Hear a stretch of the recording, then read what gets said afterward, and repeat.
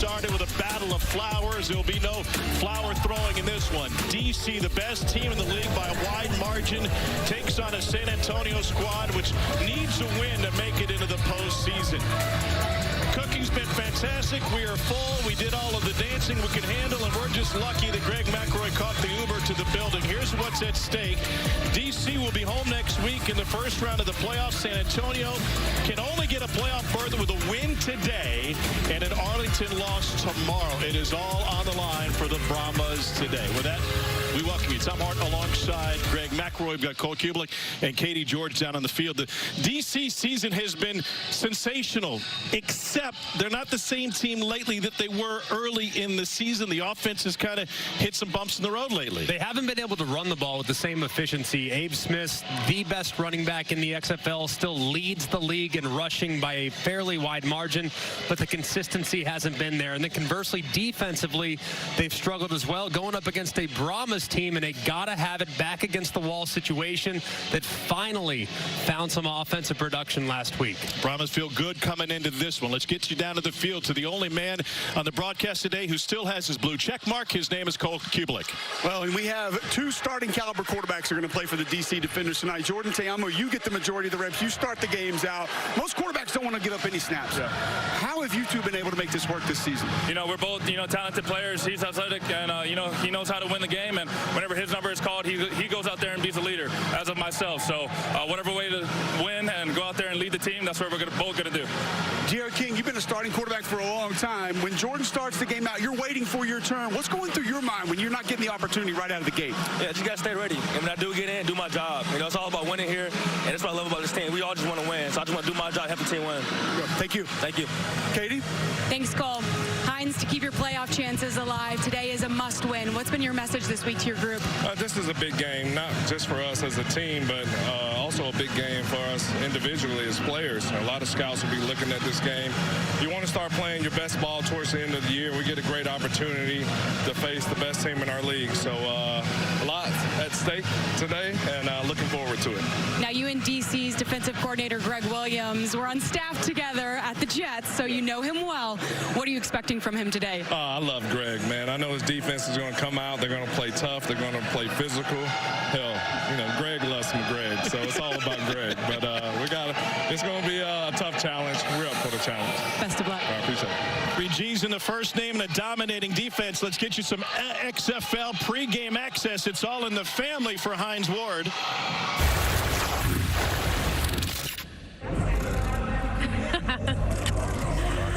Get your lip gloss off. Are you excited? Yeah, I got to get to work. I'm mic'd up now. We got one more shot to get in the playoff. Got to take care of business today. Yes, sir. I need your best today. Yes, sir. Give me everything you got today, all right? Yes, let's go. Clap it up, clap it up, clap it up. You ready? You with me? You with me?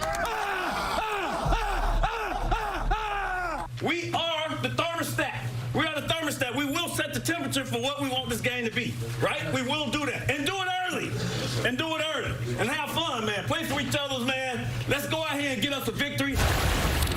Well, DC was running hot early, only allowed 19 points a game over the first 6, but Reggie Barlow's squad allowing 32 points a game over the last 3. That dominating defense, like Greg talked about with the running game, has taken a step back. We are ready to go. John Parker Romo will get us started. Puka Williams Jr., standout from the University of Kansas, set to return. If you haven't watched the XFL yet this season, kickoffs look a little bit different because they are. Ball spotted at the 30-yard line. The coverage team, the returning team, lined up at the forward 35 and 30, just 5 yards apart. And Romo's kick is taken by Williams at the 6. Puka Williams, an explosive athlete, bursts through before Romo forces him out of bounds. Now, Cole mentioned the 2-quarterback system for DC, Jordan Ta'amu and De'Aaron King. Ta'amu was a fantastic quarterback at Ole Miss, and he's got a lengthy pro resume. Transferred to Ole Miss from New Mexico Military Institute. He won the starting job. Ended up in the first iteration of the XFL.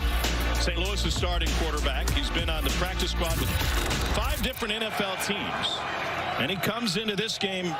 I was about to say, something looked wrong right here. 12 touchdowns against just 2 picks. And we got a clock issue to get settled. Take it back. It's the chain. Well, chain issue, no problem. But Ta'amu, excellent player.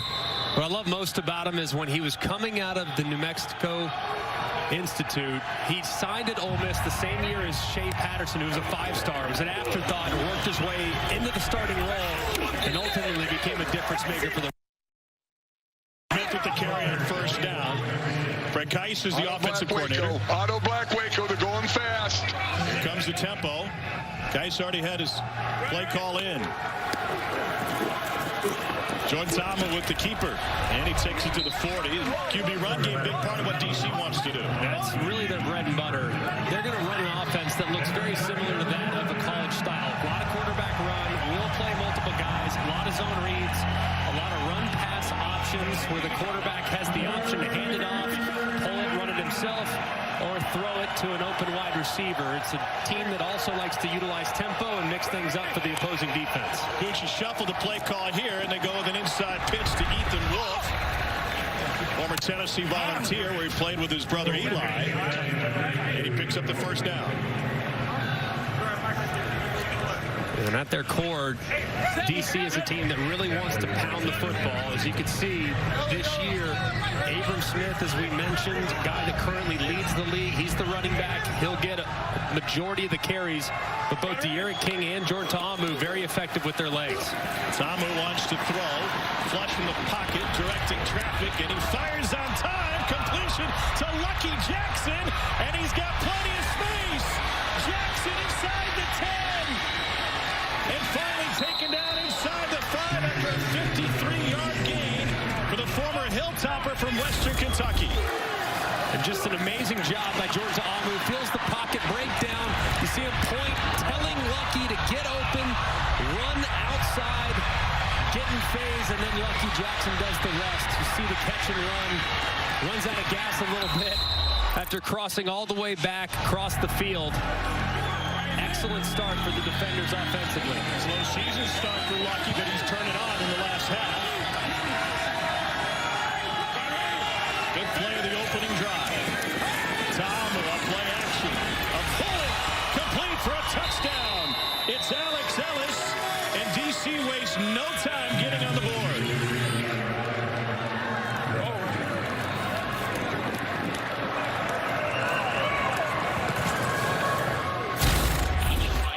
And just great action underneath, loop pass to the right, but look at the defender. That's Luke Barku trying to undercut that throw. If that throw is just a little bit inside, or if that throw is just a little bit late, Barku's going to be able to make a play, probably even intercept the pass. Just pinpoint accuracy on the move there from Ta'amu. They're going to go for 2 from the 5-yard line. Ta'amu, and that is caught. It's a good conversion. It's Josh Hammond, and DC using most of their offensive weapons here on this opening drive. Just a clinic of a start here. Look at Ta'amu working through his progression, works back inside. Yet again, terrific coverage defensively by Ranthony Texada. Just not enough as the ball's thrown low and away, which allows Hammond to go underneath it, secure the catch for the 2-point conversion. Ta'amu's with Cole. How big was movement of the pocket and your ability to scramble and find somebody downfield on that drive? Very huge, you know. Us as quarterbacks, we work these drills every day. The pocket collapse, escape, find an open guy, keep your eyes downfield, make a play. Thank you. Thank you. He's played in some big games in his time in the SEC with Ole Miss. And Jordan Ta'amu, he came out running tempo, and it seemed like that got the Brahmas on their heels early. Big time. I mean, they immediately, as soon as they got that first 3rd down conversion, they were off to the races. Just a picture-perfect start for DC, and Hines Ward can't like what he saw already from his defense. Matt McCrane will kick off. Brent Brown back to receive. He's got the lone kickoff return for a score in the league this year. Brown stood up just past the 25-yard line. been an inconsistent San Antonio offense led by Jack Cohn. He himself has played in some monster games in his career. First in the Big Ten with Wisconsin, Rose Bowl in 2019, and the Big Ten championship game that same season. Transferred to Notre Dame and got off to a hot start with the Fighting Irish. A Notre Dame record 366 yards and 4 touchdowns in his season opener. Wearing a gold helmet. Jaquez Patrick. Brought down by DJ Swearinger. The story of the year for San Antonio has been injuries. I mean, they've been totally beat up across the front, having to mix and match a bunch of different offensive line combinations. Have started multiple quarterbacks, have lost a couple for the year.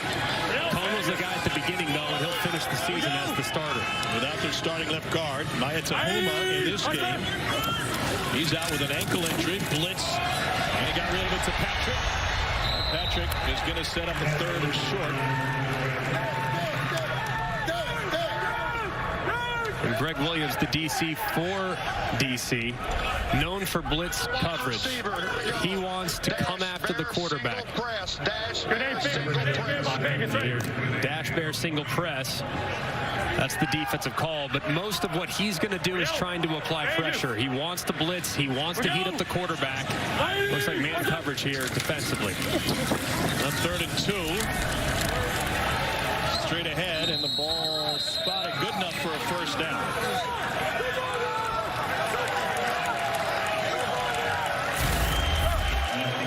Good surge there along the front. But Jaquez Patrick didn't look like there was a whole lot there, but just enough for the conversion. As you see, San Antonio is going to be a team that wants to play a little bit slower, take the air out of the football, going against a red-hot DC offense, expecting to slow the game down and shrink it as best they can.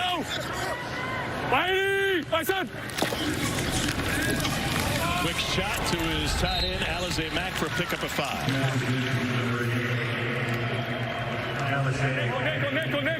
Nickel.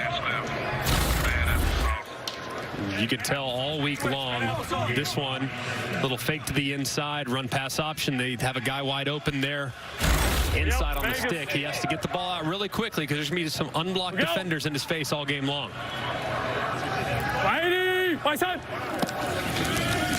Here's Landon Akers, trying to set up a screen for him, and he manages only to get back to the line of scrimmage. Great tackle by Francis Bernard there, the former Utah Ute. Very instinctive player.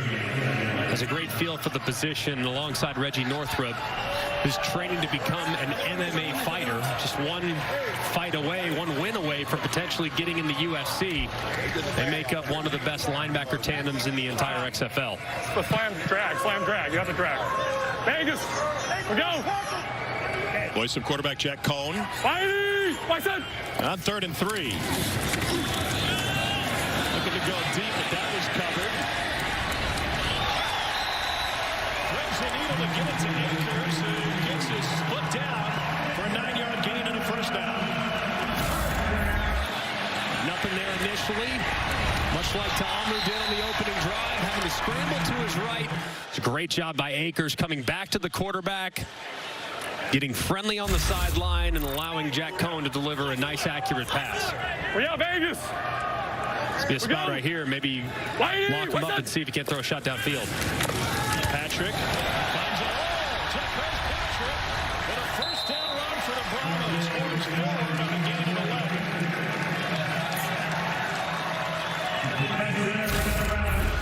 And this is really cool look where you have 3 different blockers moving from left to right across the formation. This ball's designed to come back.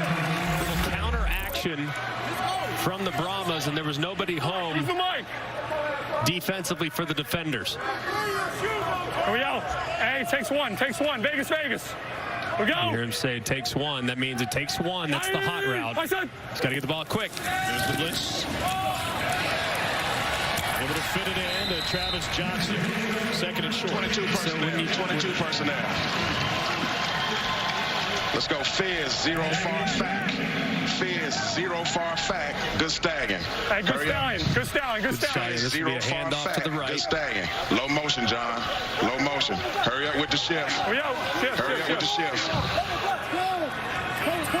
We're good. Vegas. We go. Whitey! Watch it. On 2nd and 2, Patrick. Maybe a foot. That'll bring up 3rd and short. Joe Wallace and Santos Ramirez both in on the stop. And Patrick's going to leave the field on 3rd and short, 10th play of the drive. Let's go. Hey, good day, Bib. Good day, Bib. Good day, Bib. Good day, Bib. John Hilleman is the new running back for San Antonio. Here we go. Vegas. We go. Whitey! Watch it. Hilleman's first touch. Needs a yard. And he squirts over the line to pick it up.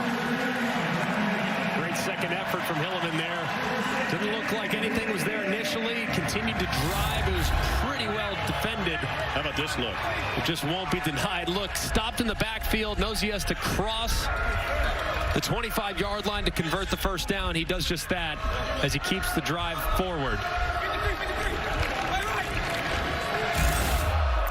Vegas. We go. Whitey! Watch it.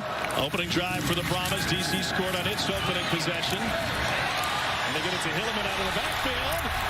Spins his way forward, and he picks up 8.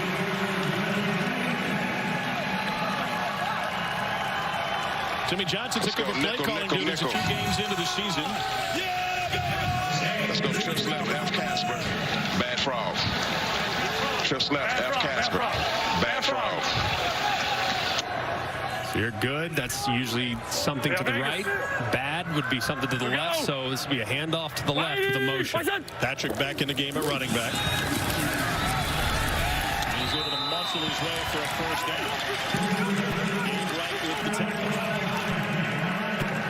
Run game has looked good, and Jack Cohn is perfect so far. 6 for 6 in this drive.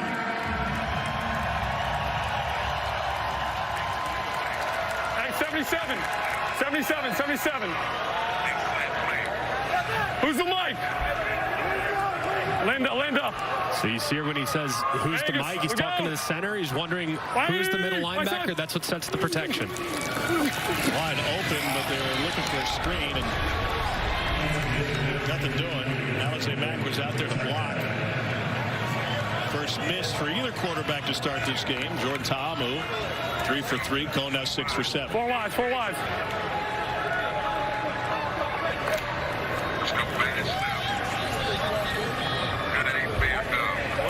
Fast up. Good day, Bib. Go. Good day, Bib. Good day, Bib. Minute drive. Let's go. Still rolling for San Antonio. So you're big, good 8, hand off to the right, or you could throw a bubble to the left. Your gum, think bubble. And it's Landon Akers who picks up 5.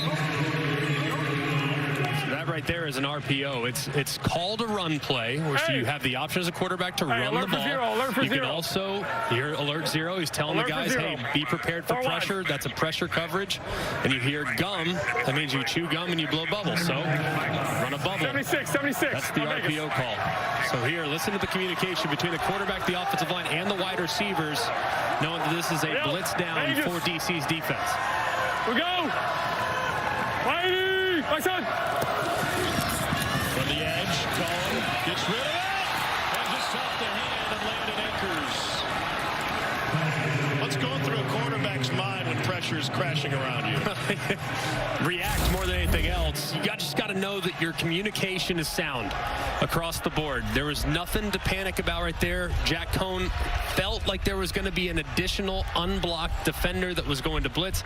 He didn't come. So he had more time than he thought, but he retreated anyways, got himself into unnecessary trouble. As a result, has to throw off his back foot and misses just high on what would have been a walk-in touchdown. From 26, John Parker Romo drills it through. He leads the league now with 16 field goals on the season. San Antonio in a must-win situation. Heinz Ward's team is on the board, but trailing in the first quarter. In a league of dreams and opportunities, there's only one chance to be a champion. The road to the 2023 XFL Championship ends in San Antonio. The best of the North versus the best of the South. Which team will triumph? take it to the house. Show with the burner. Interception. Touchdown. The 2023 XFL Championship game, Saturday, May 13th at the Alamo Dome. Tickets on sale now. Visit Ticketmaster or XFL.com/tickets. The XFL is brought to you by Progressive. The right call to protect your home and car. Fiesta in full swing. Originally Battle of the Flowers, commemorating Battle of the Alamo. Women would throw flowers at each other out in the streets of San Antonio. It is graduated to an incredible party with the second largest parade in the country, and some DC fans, or at least one, is About to say, I saw a little house divided right there. To sit next to each other in such a bitter rivalry is amazing. Here's Puka Williams. Puka Williams, he's got space and speed. Really catching it. Puka Williams Jr. tripped up from behind. In a league that's only seen one kickoff return for a score this season, Puka Williams nearly had the second. Man, Puka can fly, too. That was really impressive right there by number 20, Kemas Sivran. He was full go, great angle, but my goodness, look at Puka Williams off to the races. Look at 20, shot out of a cannon. Somehow drags him down, man. That was impressive effort, but another huge play from DC. Defenders, the best team in the league. They'll be home in the playoffs next week at Audi Field. Tomo hands it off to Abram Smith, who picks up just one. Kind of gotten away from the run game for one reason or another. Smith only had 27 yards on just 10 carries last week. His least productive game, especially by touches, for the former Baylor Bear. It's a fascinating story, is Abe Smith. Terrific teammate, a guy that played running back coming out of high school, switched to linebacker, back to running back. Just a great story. And now second and goal. The league's leading rusher takes it straight ahead. And the opportunity that he got going into his final year at Baylor was just kind of almost on a lark. It was almost out of just necessity in spring football. Jeff Grimes, the offensive coordinator for Baylor, said, man, we don't have a running back that runs my style of, I need a bruiser. So the coaches said, well, why don't you try Abe Smith? They put him back there. No one could tackle him in the spring, and the rest is history. He's got a Baylor single-season record for 100-yard rushing games to the end zone and incomplete. Trying to find Chris Blair. Best deep threat in the XFL this season. Not too hot from Tamu. Just a little bit high. You want to throw these balls in the back of the end zone. The goal and the landmark is actually the bottom of the goalpost. That's where you want to throw it, but you don't want to throw it at 100 miles an hour.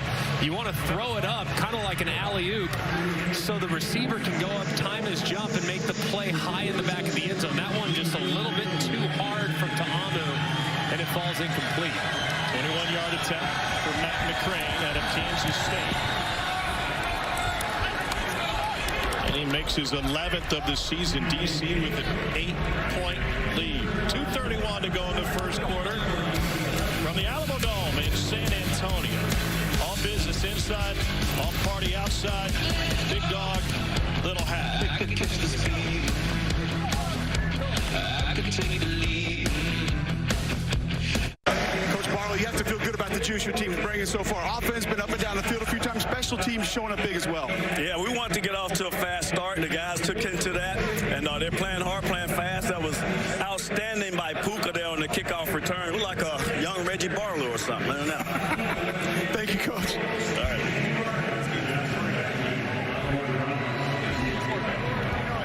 That was a 79-yard return for Puka Williams Jr., but John Ta'amu in the offense couldn't poke it in. They settled for a field goal.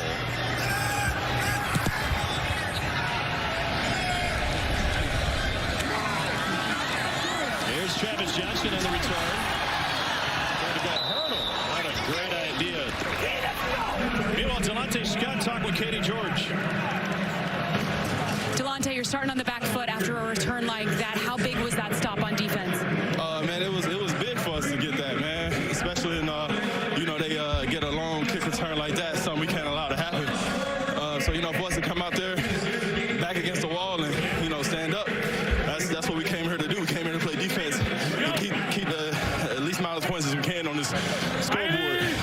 So that's what we're here to do. Thank you. Thank you.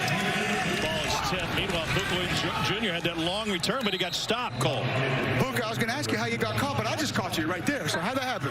Man, honestly, I just can't get the rhythm with the knee brace. Just can't get the rhythm, but next one I'm punching it in. What's the best time we've ever put up? 40, 100, anything?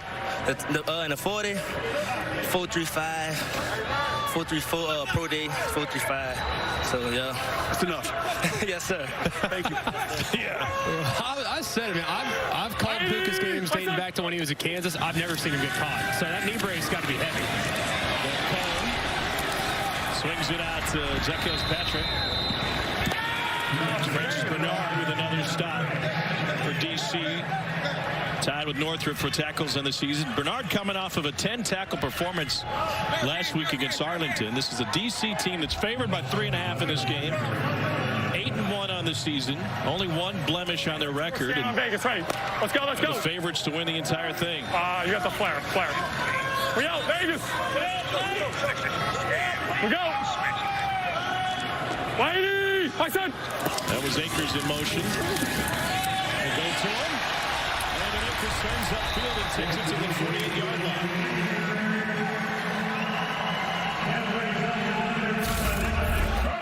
They're doing a good job of creating some confusion against the man coverage that DC likes to live in. Right there, they get into a bunch. They create the bunch by motioning down, and they get Akers on the angle route that's so difficult to cover. It was timed up beautifully, and it was a nice conversion for the Brahmas. Omaha, go! Late the first quarter, second possession for San Antonio. Patrick stopped for a loss of 1. XFL continues tomorrow on ESPN starting at 3 o'clock. Houston against Arlington. The Renegades trying to play their way into the postseason. And we finish with Vegas against Seattle. Every game this weekend, final week of the regular season, has playoff implications. That includes St. Louis, which started the week putting 53 on Orlando. A.J. McCarron threw for 6 touchdowns. Battlehawks won 53-28 in the Dome. And some complicated tie-breaking situations with Seattle. And that's St. Louis's path to the North Division playoff next week in D.C.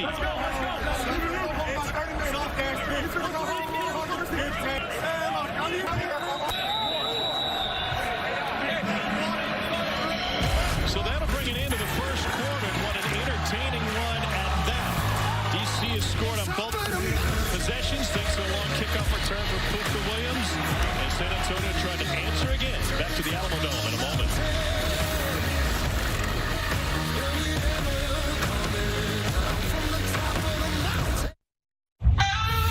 This class of quarterbacks, they each were born to take this stage. Only question is, which team believes enough to take them? The NFL Draft begins April 27th on ESPN and ABC. NFL Draft live from Kansas City. And what a class of quarterbacks. All those teams will have a choice of. Who's your number one, Greg McElroy? I like Bryce Young personally. I think they're all unique and special in their own specific way.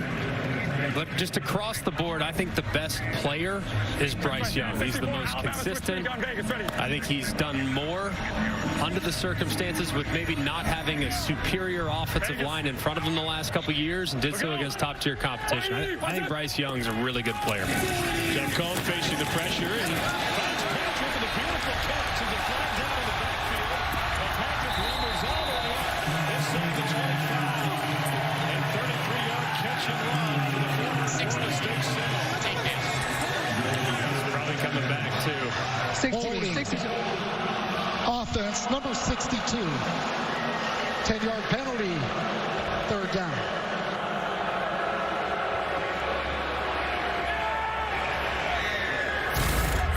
And it was a save-a-life hold. You're going to see as the defender rushes upfield, immediately Dwayne Wallace is beat, but you see him grab with that left arm.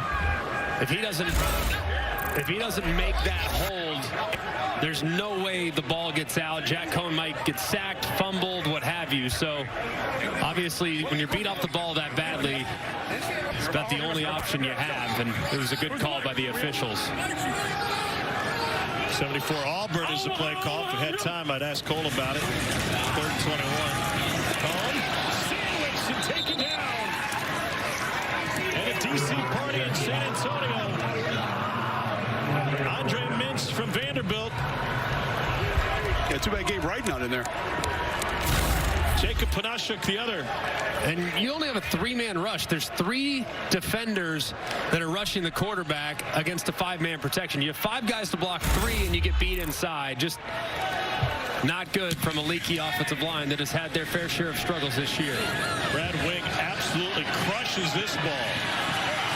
Got it inside the 5. Puka Williams could only take it out to the 15. That was a 63-yard punt. Here's Hines Ward on that last play.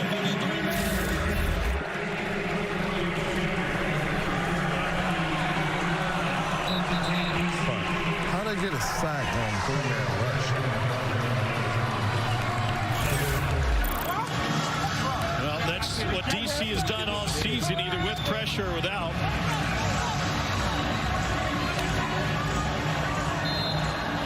First empty possession for San Antonio.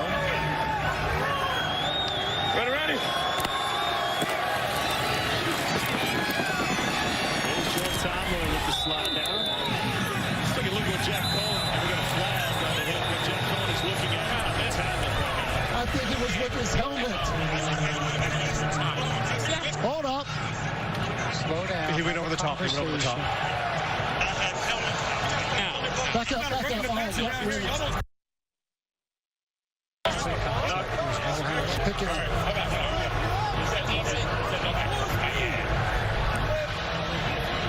There is no foul for a late hit on the sliding quarterback. Second down. And Sean Williams, who's in on it, picked the flag up. And I think the initial thought was that the contact was made with the helmet. They threw the flag. Dean and company cleaned it up. He went over the top, and there was no illegal contact. That was a good job by the officials. On second down and 3. Bullet from Tamu. That's good for a first down. Finds Alex Ellis. Meanwhile, Jack Cohn learning on the sideline. That's a live look at the tablet that he's watching. He's watching the DC pressure. And it's so cool to know, and obviously he's not looking at the offensive line. I can probably see that. There's nothing you can do about that, but he is looking at the coverage, and he's taking note.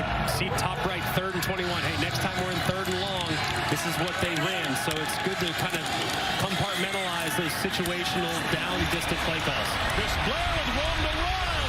The league's most dangerous deep threat takes it himself, and he gets taken down at the 2-yard line.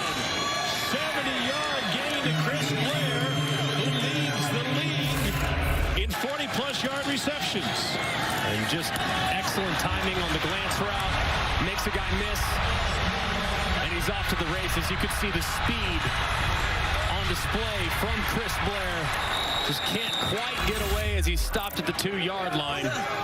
Either way, this DC offense continues to keep the pedal pressed. 70-yard reception. He did most of the work himself. 58 yards after the catch. Tenny Adewise is injured. Here's Cole Kublik. When did you know you had him on that route? The middle of the field was open, so once I broke in, I seen the safety was back, I knew Jordan was coming to me. How did you get caught? Tired. Nah, no excuse, though. I got to get in the box. Good stuff. Thank you. Appreciate it. Playing for Fred McNair at Alcorn State. Was undrafted coming out of college. Ended up spending some time with the Packers. And that is NFL speed he just flashed. Heavy right. 28. On the clock. Ready. 3 tight ends in the game for DC. Abram Smith, the running back. Tomlin out of the pistol. Smith surges and Rico Jeffers on a stop for San Antonio.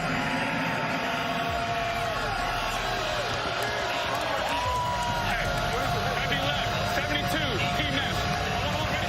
72. 72. That's two. Second and goal. Get on now.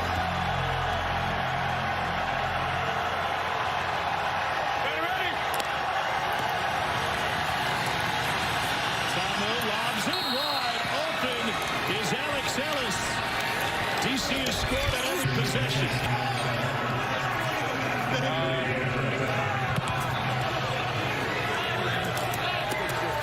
No kicking extra extra points in this league. They'll decide on the point after. Just a great job there executing the mesh concept where you have two shallow crossing routes. You try to see if a defender gets picked. The defender's slow to cover Alex Ellis, who's crossing with speed. He's wide open for another defender touchdown. They're going to go for two from the 5-yard line. Ready. Pressure coming up the middle. And another conversion for DC. This time it goes to Brandon Smith. And the best team in the league flexing its muscles, wanting to go into the postseason, hitting on all cylinders. And the San Antonio fans know that it is a steep hill to climb here. Jordan Ta'amu is thrown for 2 touchdowns here in the first half. DC leads by 16.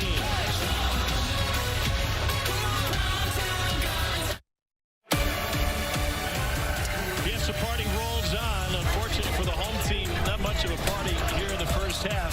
Early second quarter. And DC leads 19-3. It's a must-win game for San Antonio and their postseason hopes. The live line has jumped. DC given 15.5 points. It came in favored by 3.5. That's a lot of points. I mean, they're playing inspired football on offense so far, and the special teams giving them great field position with a couple big plays. Fred Brown from the 2. Not a great return. Meanwhile, on the other side for San Antonio, it's been a game of missed opportunities. Single high. You got him. You got him. Oh, my goodness. Gosh dang it on that dang. Did you see it? Well, it was one high, and I was like, I think Vash was going to be good on this. So I saw Vash, and then the corner fell off. My son! This chance for Jack Cohen and the San Antonio offense. He sidearms one to the sideline. Long throw to net 4 yards to Fred Brown. What he's talking about, when it's one high, that means there's one safety deep in the middle of the field. He's going to stay over the top and cover the post, but he thought there might have been an opportunity on the crossing route, which there was. He just took a little longer than he anticipated, and he didn't have the patience to wait. Here's John Hillman. Which, by the way, it's real easy to say, well, have a little more patience. Have a little. You know, the coaches have been telling them all week, hey, man, you got to get the ball out against these guys. They're going to blitz. They're going to pressure. So it's a delicate balance of allowing things to uncover and being patient enough for things to develop while still understanding the shot clock in your head that's been drilled into your head all week long. You're still in line with that as well. Playoffs are next week. We'll be in D.C. on Sunday. This defenders team still waiting to see who their opponent will be in a North Division battle. Hillman, and what a sensational second effort he's shown every time he's touched the ball. Undrafted free agent of the Giants coming out of Rutgers in 2019. Got a start against the Patriots that year as a rookie. With an open play side, but he gets it back on around to the left and makes it 4th and inches to at least give the Brahmas an opportunity to think about it. San Antonio 8 of 14 on 4th down this season. They're going to leave the offense out there. They're going to run it looking for one, and they got it. Something really interesting Heinz Ward told us before the game today, reiterated Katie on air. He said it's not just about getting into the playoffs. These guys know there are more scouts watching this game than have watched all season. It's a chance to prove that you belong. Yeah, it's what have you done for me lately type of approach. The first thing the scouts look at when evaluating these guys, debating whether or not to bring them to camp, is what was the last time out and how did you look? So hugely important tape for these guys if they want to advance their career. Cohen delivers on time against the pressure. He finds Nick Hawley for a gain of 16. Really nice nicely done up front, too, by Rubens Joseph. Accurate pass over the middle. You look at DC defensively, that's where they've been hit a lot. Right there in the middle of the field between the numbers, that's really the attack zone with the style of defense that Greg Williams likes to play. Here's Patrick. I want to go back to what we were just talking about a moment ago, Greg, about the scouts watching. The XFL is unique among the spring leagues. It's finishing the regular season done before the draft. These guys will have an opportunity from a calendar standpoint to then get into camp. That's why it's by far the most appealing league to me, and it's because of the calendar. If for whatever reason you get banged up, you can recover and still potentially compete in the fall for an NFL team. So the calendar works out great. You get your regular season done, get an evaluation period, now hopefully get an opportunity to go to camp somewhere. Meanwhile, it's not just the players trying to make it to the next level, it's the officials too. In fact, just this week, line judge Jay Bilbo received an NFL deal, so he'll be moving on to the next level. One of 2 XFL officials that picked up an NFL contract this week. 77. Well, congratulations to those two. 3rd and 5. Yep. Vegas. We go. Whitey, my son. And they're going to bring the house, and they got to call in a hurry. There's no question that Anthony Hines was coming. Greg Williams not happy. There's continued action after the whistle. He had the wrong position. Area. 4th down. It was not intentional grounding, and 4th down. And another punting opportunity for Brad Wing. And this is called hey diddle diddle 3 up the middle. All right, why? Because there's 3 defenders that are coming right between the guards. So it's an you can't block it. You just know as a quarterback, it's one of the 4 or 5 different protections where you're dead. Ball's got to get out immediately, and they did a good job of covering the outlet for Cone. I'm so glad you didn't turn that into an Andrew Dice Clay skit. 30-yard punt for Brad Wing. Andrew Hines with the pressure. DC in control of this one. Beautiful afternoon on the Riverwalk in San Antonio.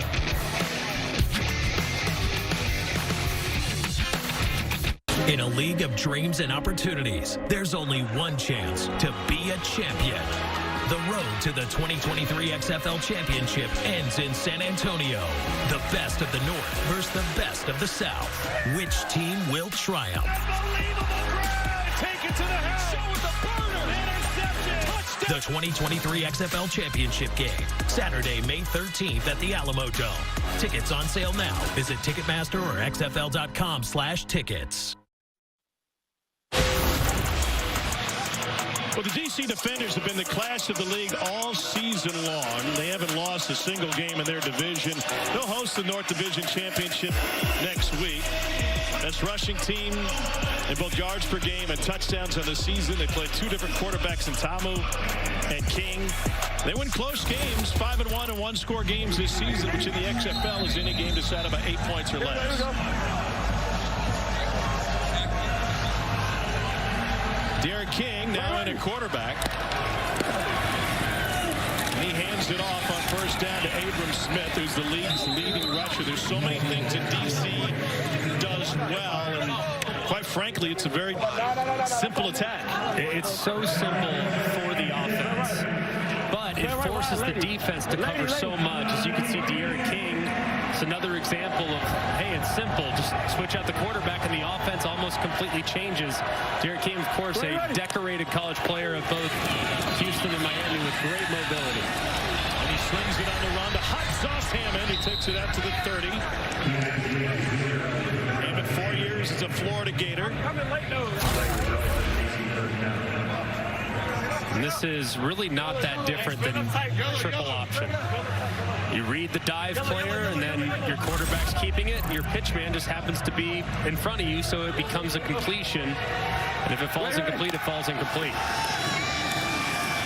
King, complete.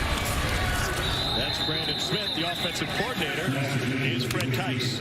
Spread right, wide, spread right, wide. Lady. Spread right, wide, lady. Spread right, wide, lady. Lady.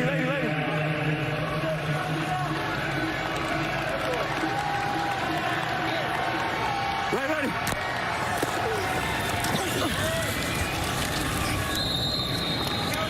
There's Smith.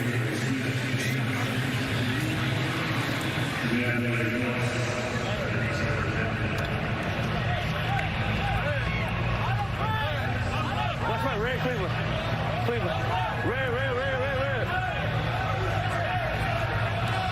Here we go. Ready. King to throw. And a fastball complete to the 50-yard line. It's Ethan Wolf. Fifth right, Linda.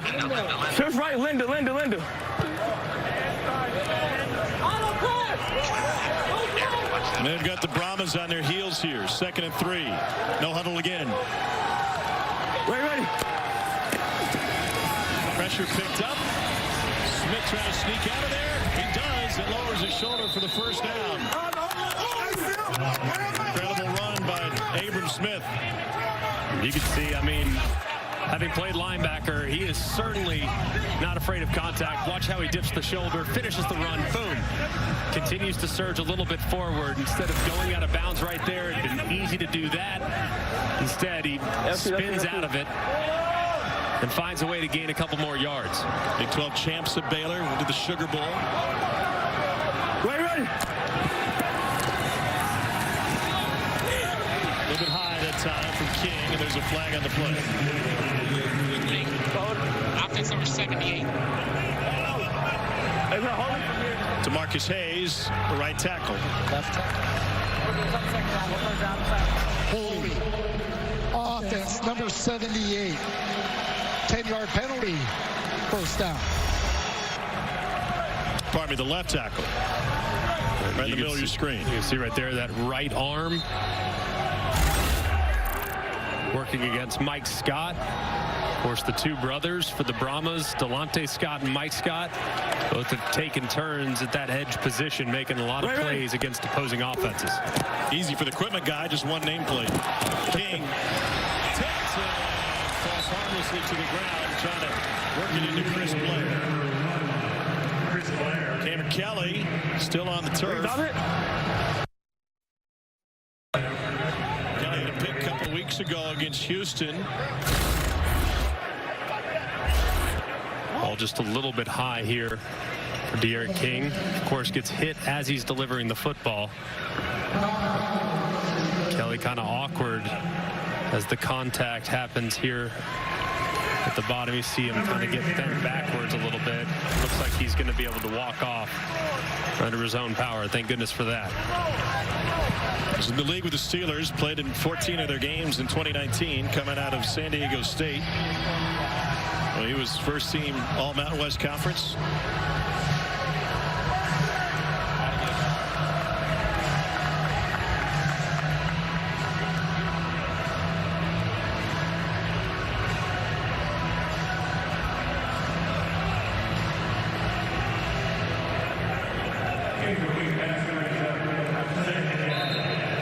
Hey, spread right, 53. I want to one, ready?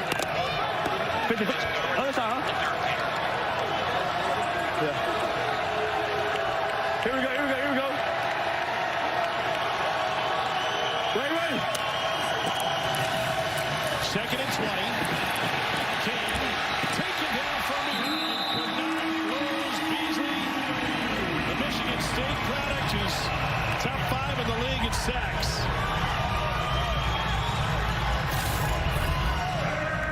Just great hustle around the edge. You see him working and engaged.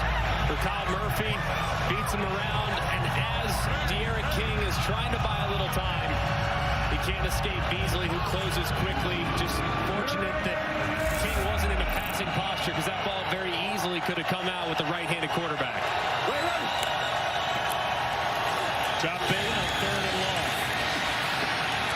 He can't run for it, too far, and he flicks it going down. Flag down, catch made.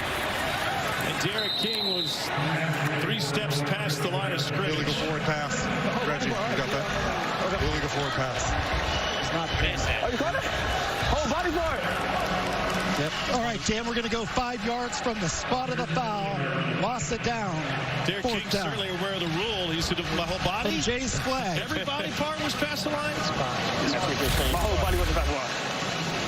Illegal forward pass. You can see right here. Offense, number 3. 5-yard penalty from the spot of the foul. Loss of down. Clearly Fourth down.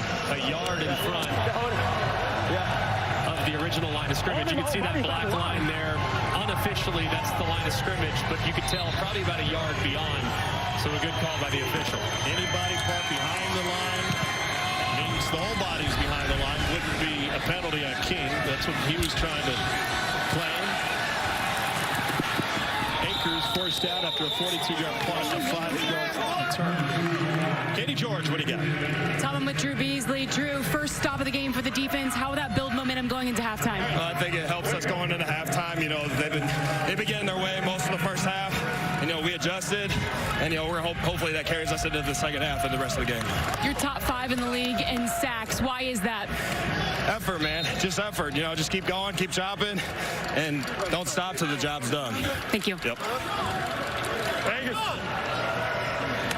First and 10 for San Antonio. The offense led by Jack Cohen. Here's Patrick, who dances his way for a first down. Santos Ramirez is stopped.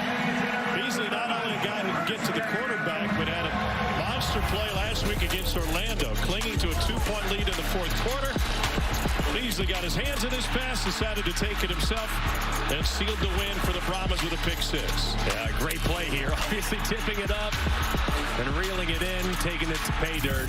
This Brahmas defense has made a ton of plays like that to keep them in games this year.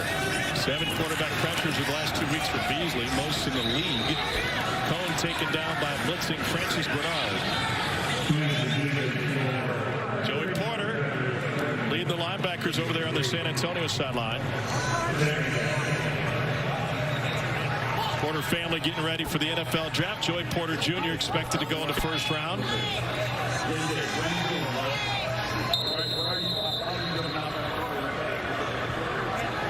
We hit the 2-minute warning. DC leading by 16, looking to hit the postseason on a run. San Antonio needs a comeback and a win to move on. In a league of dreams and opportunities, there's only one chance to be a champion. The road to the 2023 XFL Championship ends in San Antonio.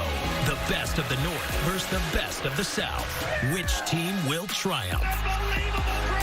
Take it to the house. Show with the burner. Intercepted. The 2023 XFL Championship game, Saturday, May 13th at the Alamo Dome. Tickets on sale now. Visit Ticketmaster or XFL.com/tickets. If you bout it, you gon' put it on. Telling lies that we pulling them. You know why you ain't good enough. Back in the end zone. A strike to TJ Vasher. Front ground. 96 yards to the house. Ball's on the ground. San Antonio with the scoop. It ain't personal, it's business. 2 teams vying for the final spot in the playoffs with Houston. San Antonio could clinch a spot with a win and an Arlington loss. Win would give San Antonio the tiebreaker. And wait to see what Bob Soup's team does tomorrow afternoon. Oh,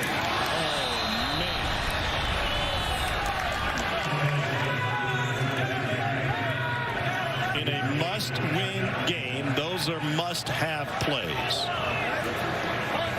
It's a well-thrown ball, man. It's your number 1 wide receiver with plenty of cushion, plenty of separation. It's one that you just have to have. If you're a quarterback, you got to trust him to make that play again. Got to keep looking in Vasher's direction. 3rd and 10 now. They go to Patrick. And he gets thrown down for a gain of only 3. Santos Ramirez. Isaiah Johnston in on the tackle for DC. Ramirez was a standout at Arkansas. It's a team captain for the Razorbacks in 2017.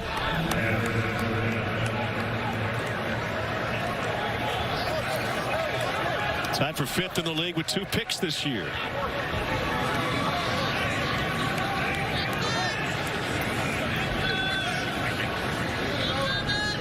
A sack on the last possession led to a punt. Now a drop pass eventually leads to a punt on this possession for San Antonio.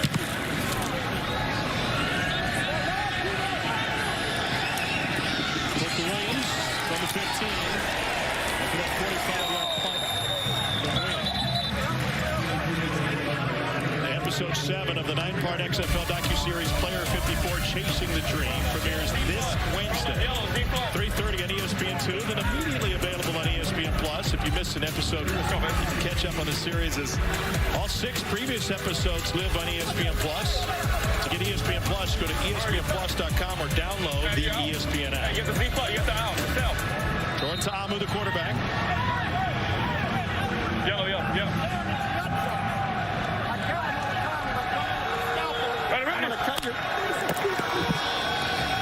Ta'amu, a little fake and a run, and he slides in for a pickup of 5.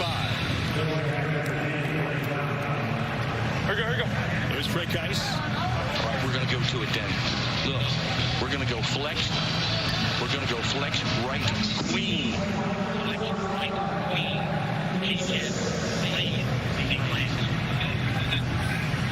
Flex right queen. Flex right queen. Hey, flex right. DC taking a timeout here, looking at his second of 5. Blade, V-glance. Fred Geis is an incredible coaching story.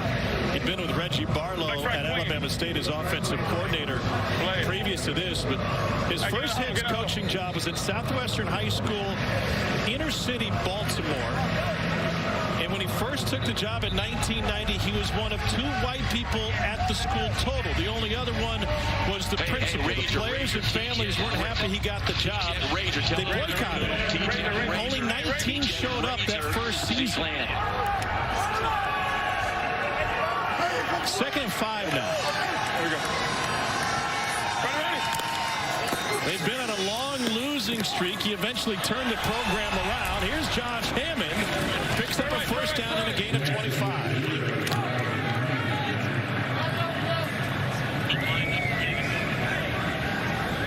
And an injured player. We had an incredible visit with Coach Geis before the game today. Just salt to the earth, football through and through. Just a phenomenal person. He's an ordained minister, but he's also a plumber. So he can do everything.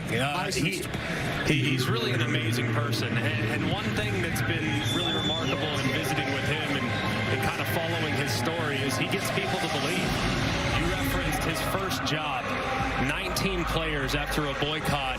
They ended up in the second year going 5-4. I mean, just a remarkable turnaround with only a few guys, most of which playing both ways, most of which playing almost every single snap of the game.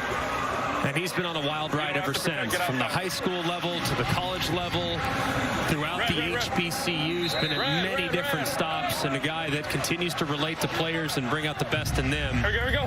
Every single place he's been. Double national championships with Hampton back-to-back, 2003 and 4. Ta'amu leaves the pocket again due to pressure. Beasley got a hand on it and almost forced a fumble. You guys mentioning offensive coordinator Fred Geis for DC. I looked up his bio when we had this game, and it stopped in 2017. So when we got on the call, I asked him, Coach, what happened after 2017? Where'd you go? He said, well, I was semi-retired coaching at Good Pasture Christian High School in Nashville. Told me he started out as the OC, then went to be the quarterback coach. Said they had about 26 kids on their football team. Well, he's done it with fewer. Here's a completion to Lucky Jackson. Another huge play for Jackson. This one goes for 29. And his former coach, Reggie Barlow, called him up, convinced him to come to the XFL. Didn't take much convincing either, did it, Tom? Because it was actually Geis's wife who said, you are so unhappy, semi-retired. Please go back to work. You cannot stay away from the game. So it was a really good timed call by Coach Barlow. Look, I know there's some coordinators in this league that have a stronger pedigree, that have spent more time at the professional level, some of which are calling plays for the first time. There's so many different great stories to learn here in the XFL. It's just phenomenal to get to know all these amazing people. And obviously Fred Geis being one of them. But watching his offense and studying his offense the last 10 weeks, I'm probably more impressed with him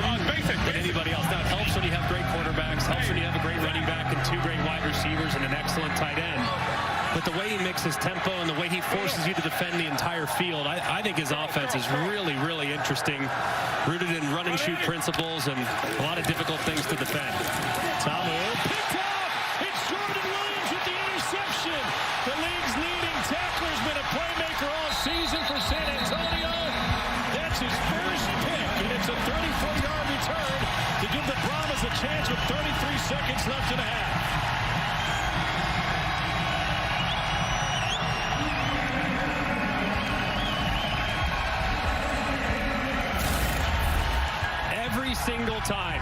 Every single time San Antonio has to have a shot in the arm. Their offense all season long has had their fair share of difficulties. Their defense always seems to find a way to at least keep them in the game. Jordan Williams did it against Arlington a few weeks ago where he had the game-changing fumble return to the house. He does it again here in a 2-minute situation to give the ball back to his offense with the Brahmas getting a chance to steal some points. Fourth possession of the game for San Antonio. Cone gets taken down. Oh, it looked like a face mask from up here. Gerald Owens, and here's a flag late. We're at the 48, we're at the 48, we're at the 48. Mask on the tag. So good there. Francis Bernard got into it late, and we got a second flag down. Post-play action. So it's all Dean Blandino reviewing the play back in the XFL Command Center. I've got no face mask on the tackle, but let's see what we got. He's clearly grabbing the jersey.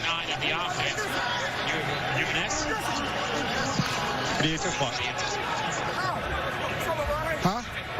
Remember if there's contact, it's UNR. If there's contact, it's UNR. 59 UNR.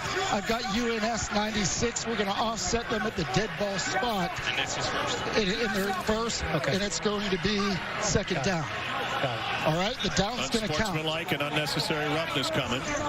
One for each side. After the play, there were fouls by both teams. Personal foul, unnecessary roughness. Offense number 59. Unsportsmanlike conduct. Defense number 96. That's his first. The foul's offset. It's second down. Checking with Katie George. Jordan, you said you can't believe that you caught that ball, but it looked like a sure thing. What'd you see? Oh, man, I just knew he was throwing the ball low, so I just dropped out, and it came right to me. Oh, man. This defense always seems to give the offense a shot in the arm when it needs it. Why is that? Because, you know, we try to play complementary football. You know, so when the offense is not up to par where it needs to be, then we'll step up and we'll try to rise as much as we can. 50-50, we'll go to 70-30. I dig the change. Hey, thanks so much. Coming off of an 11-tackle performance last week against Orlando. Now 24 seconds left in the half. Jordan Williams, an incredible story. Didn't play a game for 3 years. He took up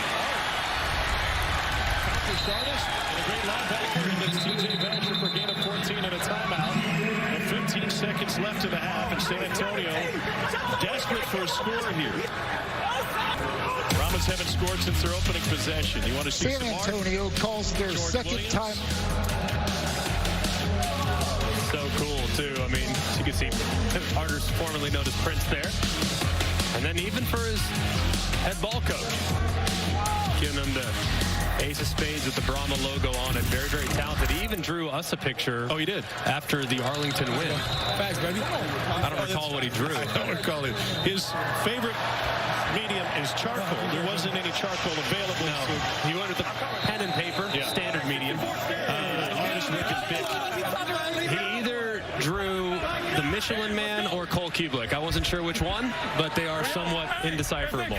We look pretty similar right now. Third and 5, 17 seconds left. Pressure from the edge. Takes it inside the 5, a 37-yard gain. 11 seconds left. They'll hurry to the line and get a spike to stop the clock. The Jordan Williams interception and subsequent return sets him up. Cone comes up with a huge completion against the Greg Williams pressure. And terrific timing. You see the zone pressure. They're trying to double cover Vasher to the left-hand side. You see that safety dropping out over the top, which allows those slot receivers to freely work over the middle. It's exactly what Akers does. It's perfectly timed and a very accurate throw from Cone. A big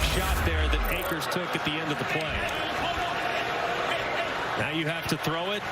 I don't think a field goal is going to win this game, so you got 3 downs here if you operate really, really quickly. Of course, with 9 seconds left, that ball is going to come out immediately. You do have a timeout at your disposal, but don't waste any extra time if you don't have to. Patrick is the running back. You got one-on-one with Vasher to the left-hand side.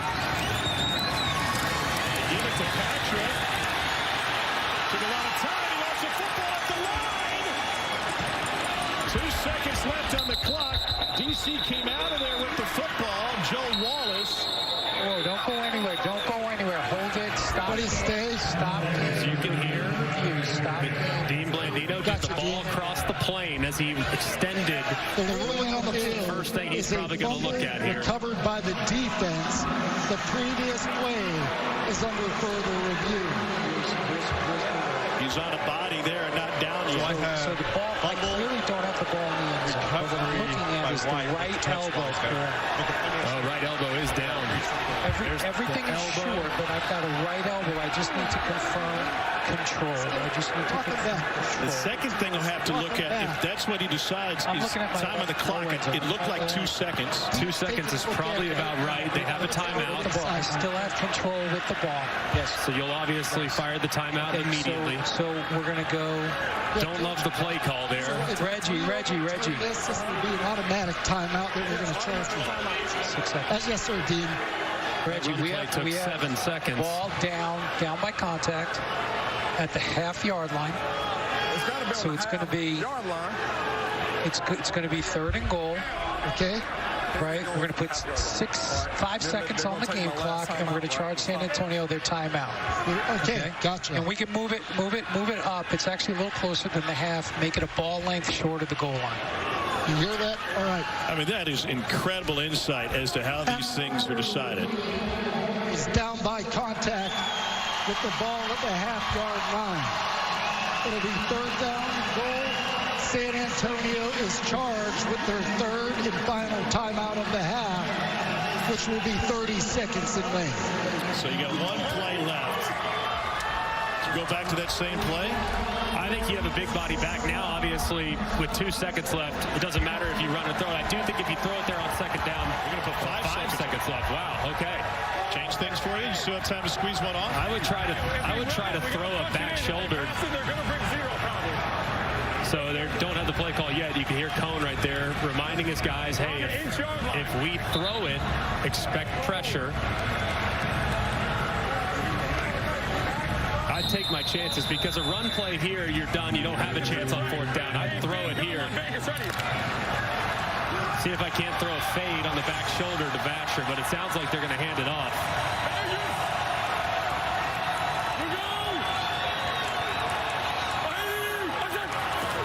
There's a handoff to Patrick, and he's in. San Antonio must win game. Gets a late touchdown before he hit the half, and now they'll go for 2.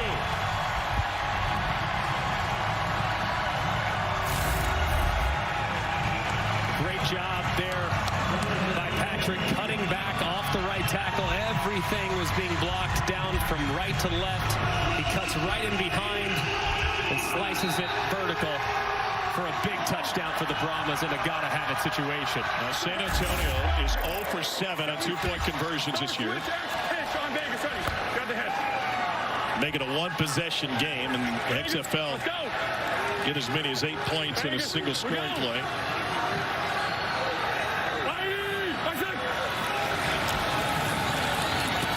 Back to the end zone. That's TJ Vasher. And they get their first 2-point conversion of the season.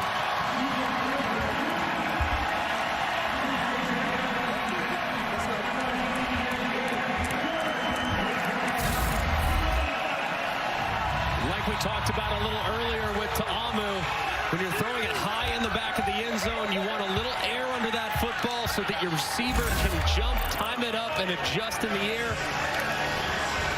That was really nicely done there by Jack Cone, and a great catch by TJ Vasher, bouncing back after the critical drop a little earlier in the 2-minute operation.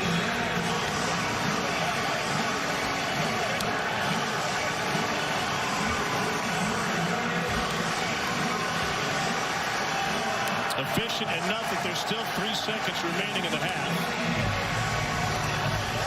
Remember, always dangerous. Puka Williams set up for the return. In a league that has a super touchback that can bring it out to the 50 if you kick it out of bounds. You got to kick it off. Yeah, don't kick it out of bounds, whatever you do here. There's Puka Williams. Can't find freedom, and that's how the half will end. So San Antonio finds some momentum thanks to a Jordan Williams interception, and then great work to get to the goal line. Katie George is with Hines Ward. Well, things are in a much different place than just 2 minutes ago. Let's start with the defense. They get the stop, and then Jordan Williams gets the interception. They felt like they settled in as compared to the start of the game. What was the difference you saw in your defensive play? Our players don't quit. You know, J-Dub came up with a huge turnover. We went down, scored a touchdown, got the 2-point conversion. We're only down 8, so we got to make some adjustments halftime, but we're in a ball game. Last drive was absolutely needed. What did you like about the way the offense clicked? We just executed down there for the 2-point conversion. That's something we worked on all week. We had the perfect call, the perfect setup, and we converted. So we're down 8, so we still got a half to go. Thank you. Cole? Katie, I was set up to visit with defensive coordinator Greg Williams, and he changed his mind last minute, said he was too pissed to do the interview and thought it would be in the best interest to skip it. So we'll get him coming out. Well, we were afraid he was going to curse. Took care of that for him. I think he probably knew it was in his best judgment to just go ahead and walk away. 19-11. His defense allows a score with 5 seconds to go. Coming up next, we'll get you locker room access. We'll walk through the very complicated XFL playoff scenarios. Our score at the half. The DC Defenders 19, San Antonio Brahmas 11. Get you full access, walk through the playoff scenarios and more. Our halftime coverage will start after this message and a word from our ABC stations.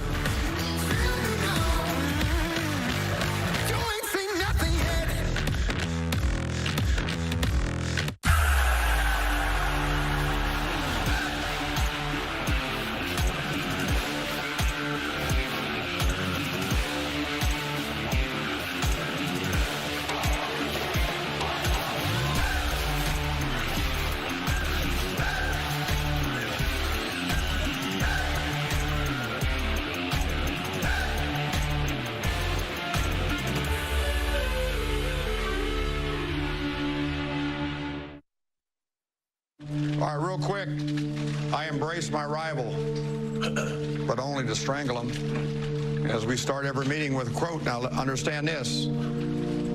Live on the edge, play on the edge, never hurt the team. Live on the edge, play on the edge, never hurt the team. But this does fit us. When you watch yourself play on film right now, is it the fastest you've ever played? Ja'Cour Pearson upended. There's going to be some hitting here tonight. Is it the fastest and the most violent you've ever played? DC's defense just getting after it. You will never get a criticism from me about playing fast and playing whoop ass. Into double coverage, and it's picked off. It's picked off, and it's a pick six with the flip. When I fight someone, I want to break his will. I want to take his manhood. DC coming away with the... I want to rip out his heart and show it to him. And he's going to be dropped. This is who we are. Picked off at the goal line. All right, here we go. Make sure they hear us. Ready, break. That is incredible access. All part of episode 7 of the 9-part XFL docuseries Player 54, Chasing the Dream. Premieres this Wednesday, 3:30 on ESPN2, then immediately available on ESPN+. You can catch up on all of the 6 previous episodes of the series on ESPN+. To get ESPN+, go to ESPNplus.com or download the ESPN app. Inside the DC locker room. He said, yeah, it was Texas Wright Squirrel. Yeah. Well, I thought maybe we should have went there. You just got to be aware that got dropped there. Derek King and Jordan Tamu. Or if they show this. I thought they were all coming. That's why I thought you were going to be. Yeah. Meanwhile, two quarterbacks on one side, in with the bigs in the San Antonio locker room. Heinz Ward, the head coach. No more my bads, no more my mistakes. No, we got to be flawless, man. All right, offense, we get the ball back. Let's go down there and score. Oh, yeah. It's a ball game. Defense, make your adjustments. All right? Them damn slants, no more. Challenge it. All the DBs, get up there. Let's go. We got one more half. Give me all you got. Come on now. Finish on three. Go. 1, 2, 3. Let's go. Let's go. Oh, let's go, man. Brahmas. ESPN's presentation of the XFL on ABC will return after this message and a word from our ABC stations.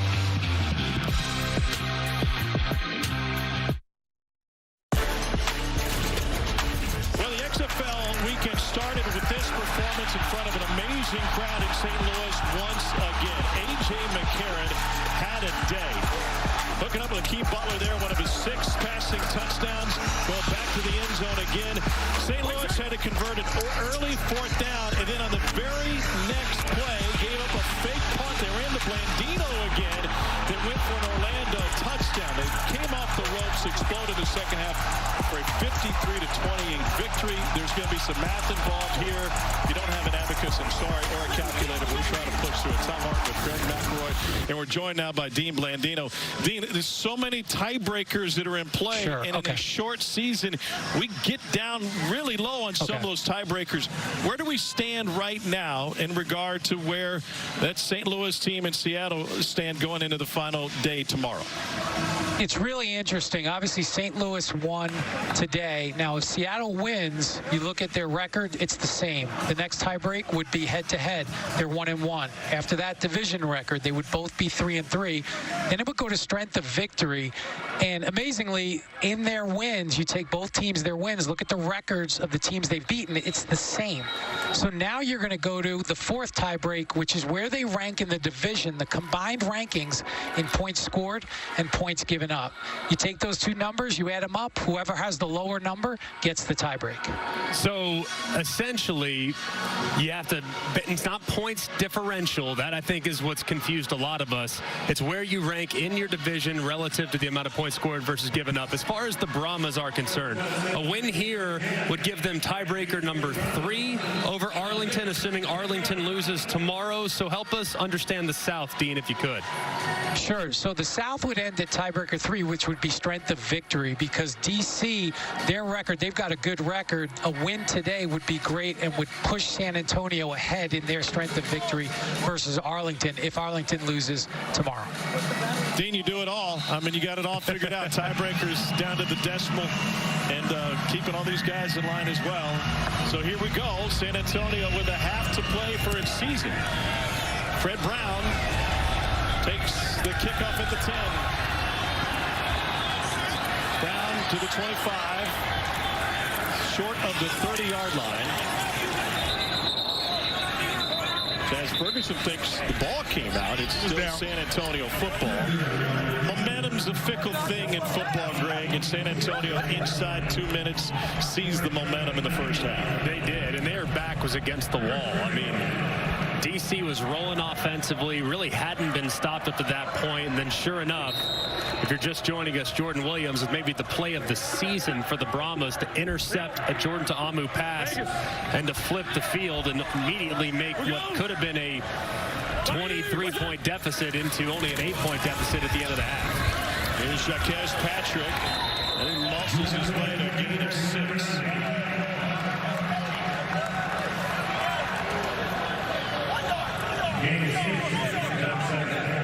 San Antonio's offense, it just didn't have a ton of rhythm there in the middle parts. Finished strong and started fast, but not a ton of rhythm between the two. Still have to find an answer for the protections and the pressures that Greg Williams is going to bring. No pressure here on 2nd and 4. Deion Yelder with the grab. Jimmy Johnson is the play caller for San Antonio. Stay nickel. Let's go double left close. 77 stick cut. Treat it like a quick. Double left close. 77 stick cut. 77. You hear him say treat it like a quick, meaning get that ball out fast. Treat it like quick game. So that ball's got to come out immediately.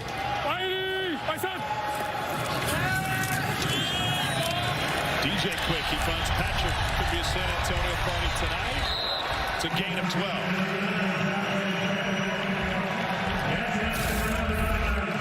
He definitely got it out quick right here into the flat. It's a good catch, a good turn upfield by Patrick, who's a load if you're trying to tackle him at an angle. 242-pound bruiser. Where's the mic? Vegas, we go. My son. Safety blitz coming. Swing out to Patrick O'Brien. This is Hillman coming out of the backfield now. He's able to pick up 9. Greg Williams, the defensive coordinator. Cherokee, fire zone, Cherokee. A lot of NFL experience for Williams. You hear fire zone. Means pressure is obviously coming. Cherokee right here looks like corner with a C. There it is. Out to Akers. Talking with Greg Williams this week. It's fun talking ball with the guy, but he mentioned something specific. So got 23 bogeys in play this weekend to disguise coverage. What's a bogey in that regard? Bogey is something that would be a +1, meaning you can overload and add a guy. And basically, they're things that are unusual. So a corner blitz, overload pressure, the pressure we talked about earlier, hated a little, 3 up the middle. Those are your bogeys that are kind of one-offs that are difficult for an offense to prepare for. My son. Got 8 again, and Thorne fits it in. Sidney Colley, his second grab, goes for 7.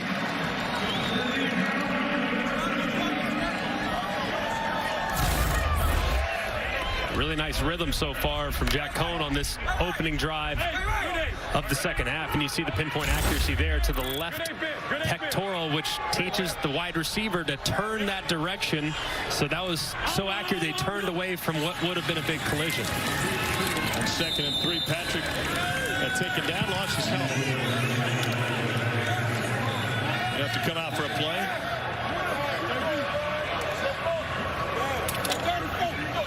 All right, let's go.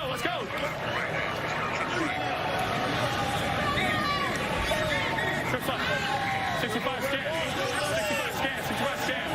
Follow. We got the flat.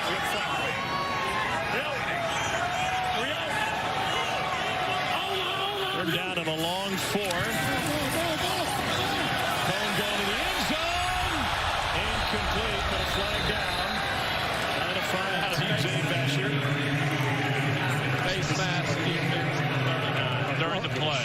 All right, so we're going to penalize half the distance to the goal. Automatic first down. Got injury on White. It's on the number 3 receiver. And it was on number 39, Brett? That is correct. Previous spot, Dan. You got Previous spot. What do you want? Personal foul. Face mask. Defense, number 39. Half the distance to the goal. Automatic. First down. Meanwhile, Isaiah Johnson grabbed at his hamstring in coverage. Santos Ramirez is the one who got flagged for the face mask.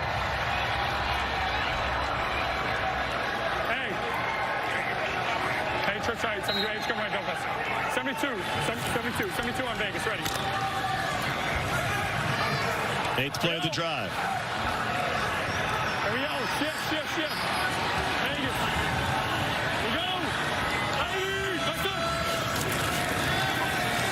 Cohn wanted to get to Holly, instead throws it over to the sideline.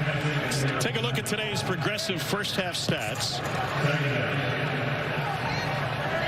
As you can see, the rush yards for both teams kind of been hit or miss, but the passing attack for both teams been very much alive. A couple of huge plays for DC on great catch and runs by excellent wide receivers Chris Blair and Lucky Jackson, and then Jack Cohn kind of picking them apart on the underneath with a couple throws downfield.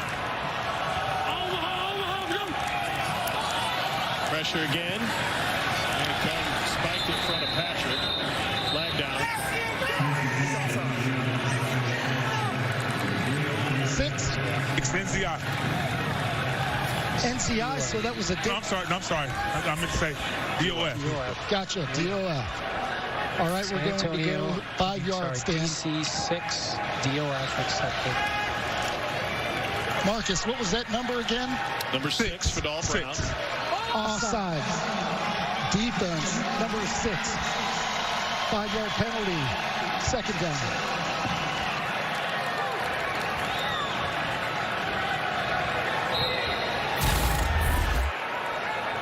You can see right there at the bottom of your screen, Vidal Brown, former Ole Miss Rebel, clearly in the neutral zone as the ball was snapped, getting a head start in his pass rush.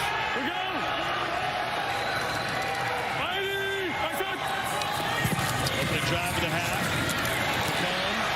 Gets out of pressure. Flag down in the backfield. Joe Wallace, number 99, has been a load. Holding. Offense, number 66. 10-yard penalty. Second down.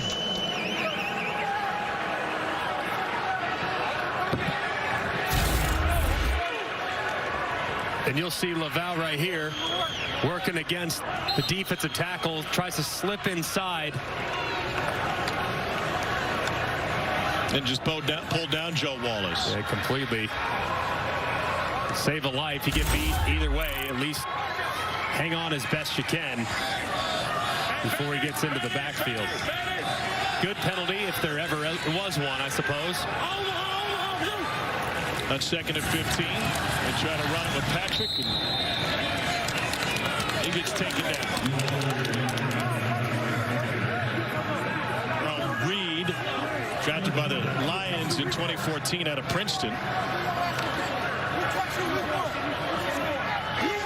First two-time first-team All-American Princeton for 2 decades when he was a senior.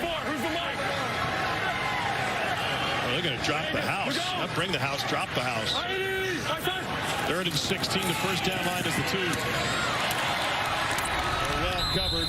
TJ Vasher held well short. Evan Fuller the stop. Obviously not the result you want if you're San Antonio, but still, first drive to the second half. You get into a nice rhythm offensively. The holding penalty inside the 10 ultimately stymies the drive, but either way, walk away with points. You got to feel good about some of the adjustments you made at halftime. 28-yard attempt for Parker Romo.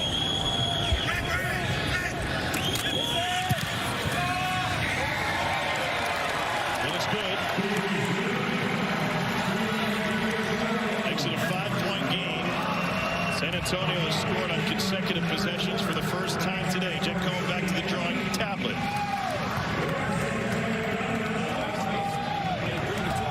In a league of dreams and opportunities, there's only one chance to be a champion. The road to the 2023 XFL Championship ends in San Antonio. The best of the North versus the best of the South. Which team will triumph? Take it to the house. Show with the burner. Intercepted. The 2023 XFL Championship game, Saturday, May 13th at the Alamo Dome. Tickets on sale now. Visit Ticketmaster or XFL.com/tickets.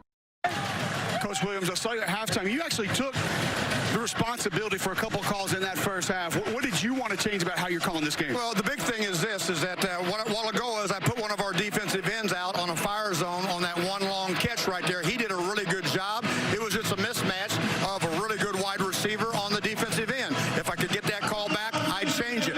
Plus, also, we got to get there when it takes that long, okay, to throw the ball down the field. So our rush in the fire zone needed to get there to help that young man who did a very good job with coverage. The big thing is we just got to continue to make them earn everything. Tackle well, okay?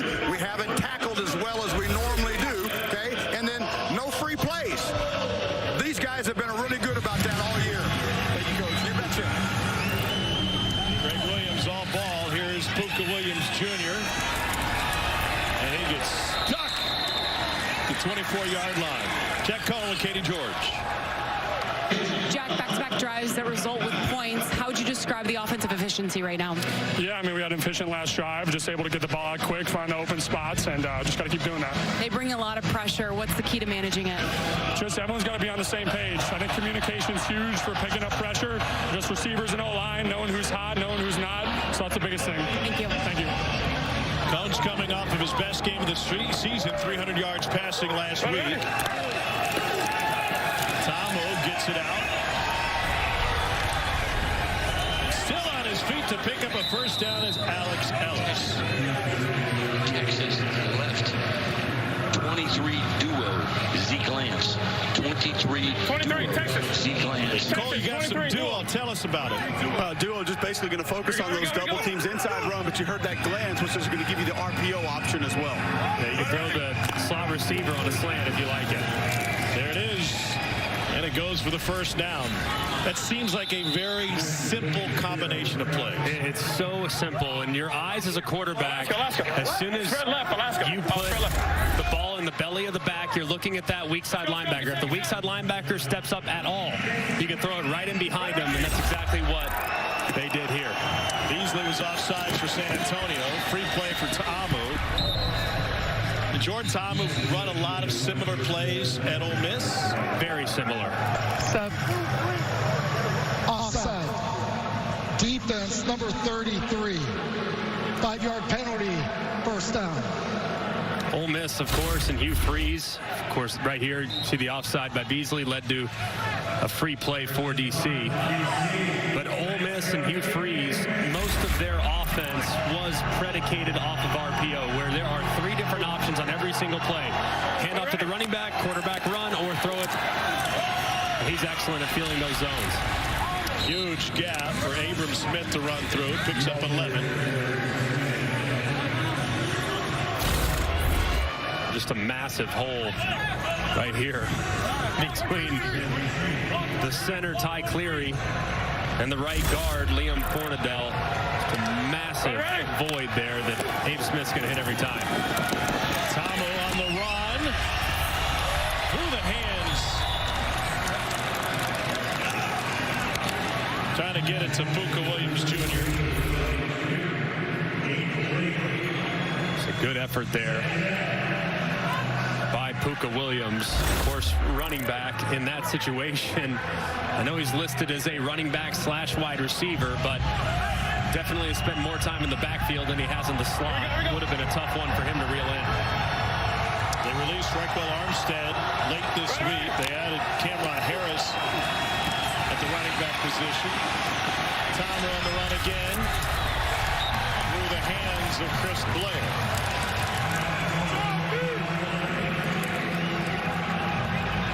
That leaves 3rd and 10.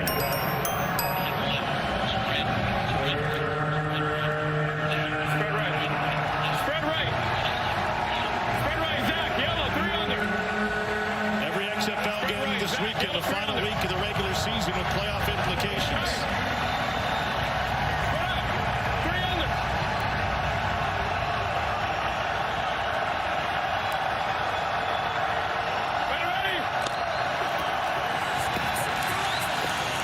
Complete to Josh Hammond. Hammond can scoot a little bit for good reason. His entire family loves old school roller skating. The 4 wheels, not the inline. Oh yeah, not the roller blades. Not the roller blades. This is like talking like disco era. That's right. Maybe do some limbo. There you go. You've been known to boogie in the roller rink a couple times, haven't you? No doubt. A skater in my 5th grade class, 49-yard attempt for Matt McRae. Got the leg, and he's got the accuracy. And DC takes an 8-point lead.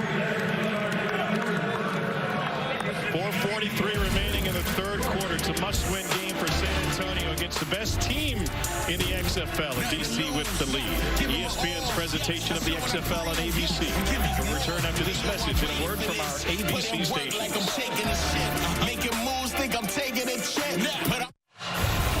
Today's game flow is brought to you by Progressive. No, his forearm is down. His elbow is down.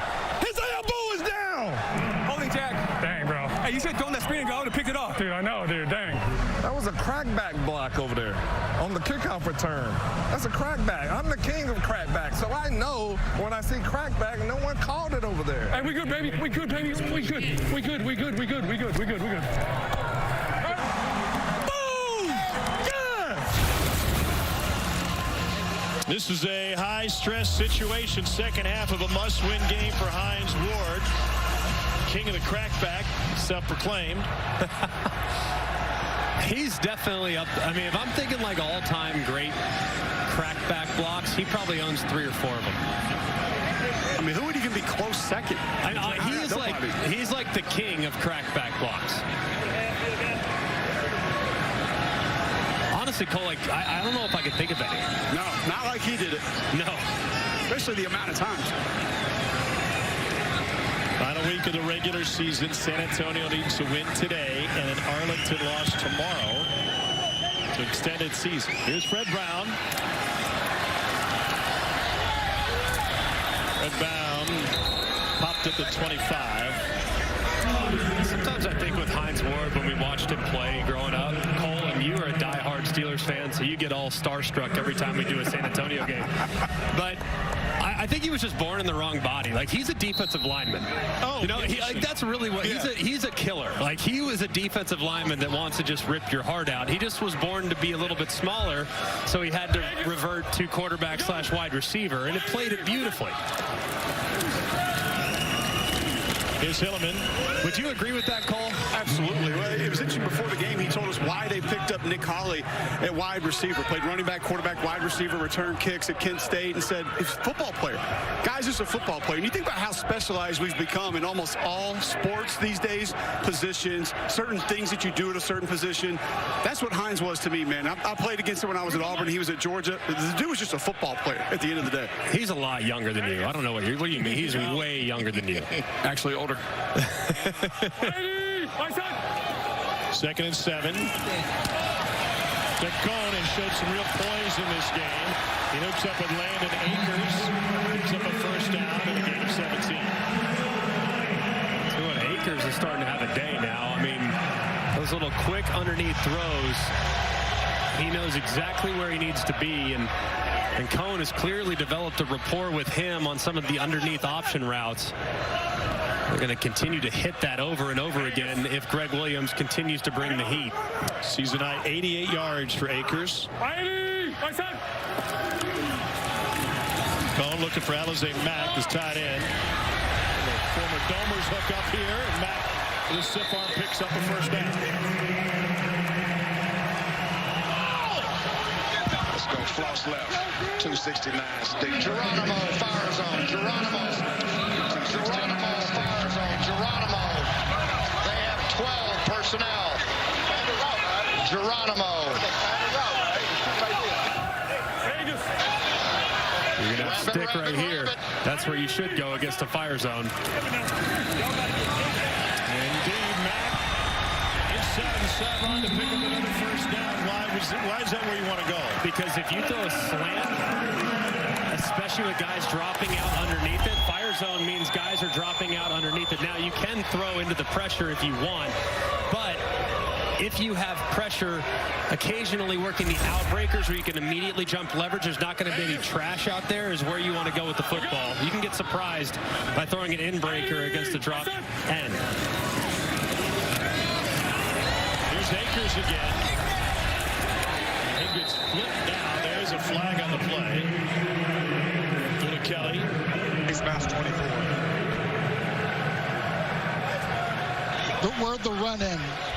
The run in at the 30, so we're going to go 15 yards to the 15 auto first. Number, one more time.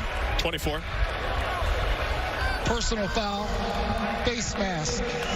Defense, number 24. 15-yard penalty, automatic. First down.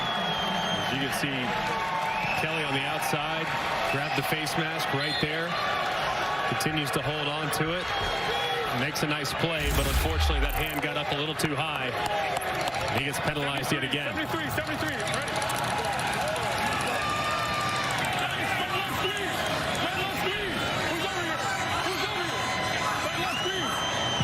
Seconds on the clock. Better hustle. Omaha. use the timeout. Why they can't get lined up right? What are y'all can't hear?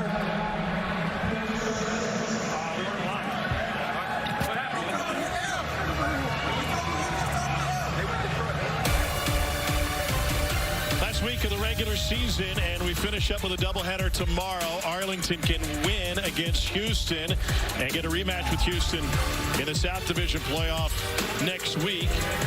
They need to win just to make the postseason. Meanwhile, Seattle battling with St. Louis for postseason berth. They're home against the Vipers at 7 o'clock on ESPN2. As always, every game streams on ESPN+. Seattle DC would make for a really interesting game next week in the playoffs. That would be a barn burner. Take the over already? I think the over will be at 78, and I might fire the over. Stop it. A lot of points will be scored if those are the two teams that match up for the North Division Championship. Going to plant their flag in enemy territory.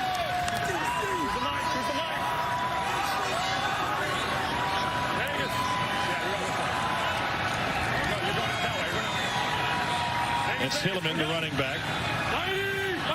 There he goes.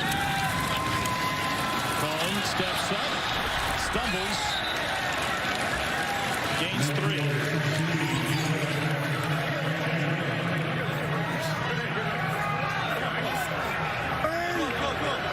2nd and 7. Akers back in the game. 369. He's their leading receiver, 8 catches for 90 yards.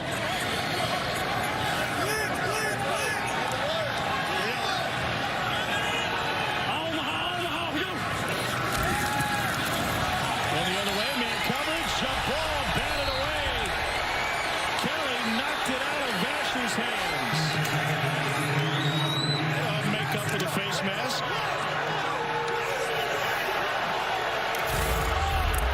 Really well defended here. Playing them off and inside. Playing man coverage, but still keeping your eyes in the backfield. Tracking the ball completely. A lot of contact, but high pointing it nicely.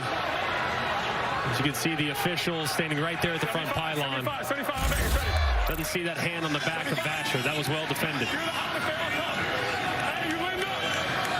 Talking to 88, Alizé Mack. Saying if they all blitz, I'm coming to you. Instead they drop 8. Cohn goes the other way. That's Akers, and he squeezes forward. But it's Nick Holley, and he's just short of the goal line. First and goal coming for San Antonio. Trailing by 8. Remember, 8 points makes it a 1-score game. That looked like Hines Ward right there. I mean, just getting low, getting skinny, getting vertical immediately, and stretching as far as you possibly can. Pick up the first down, but just short of the end zone. Dome's about to get rowdy if they can punch it in. Hillman in. Touchdown, San Antonio.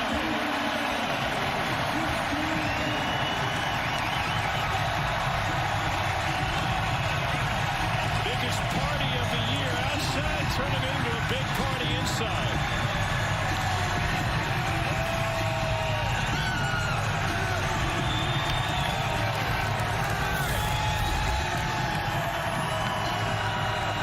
Surge, play side, and continuing to drive. Hillman has really run angry all day today, refusing to be denied. Back to back right, 76 going next length there on Vegas. Ready. There's the line. If you get man coverage, watch the motion. If the defender runs with the motion guy, now you hit your slant right here. Ball looking for him. Doing late, intercepted. Or at least broken up by Fuller. What threw off the timing of that from the QB perspective? They played inside leverage, so when you have a slant, it's very, very difficult to win inside. You look at the defender and where he's lined up. You get exactly what you want defensively. You're getting man coverage, but usually in man coverage, unless it's all-out pressure, look at the defender. Look how far inside Vasher even turns his hips and won't allow him to cross face. That was really well defended there by Trayvon Fuller as they brought the pressure, all-out pressure, inside leverage. They just can't win across his face. In a perfect world, you'd have a fade there, you'd have an out route there, but can you get the hand signal with the slant, the fade? In a perfect somebody else. For instance, Peyton Manning sees that. He's giving him a quick signal to the out route, meaning he's going to run to the front pylon. The guy's 2 yards inside.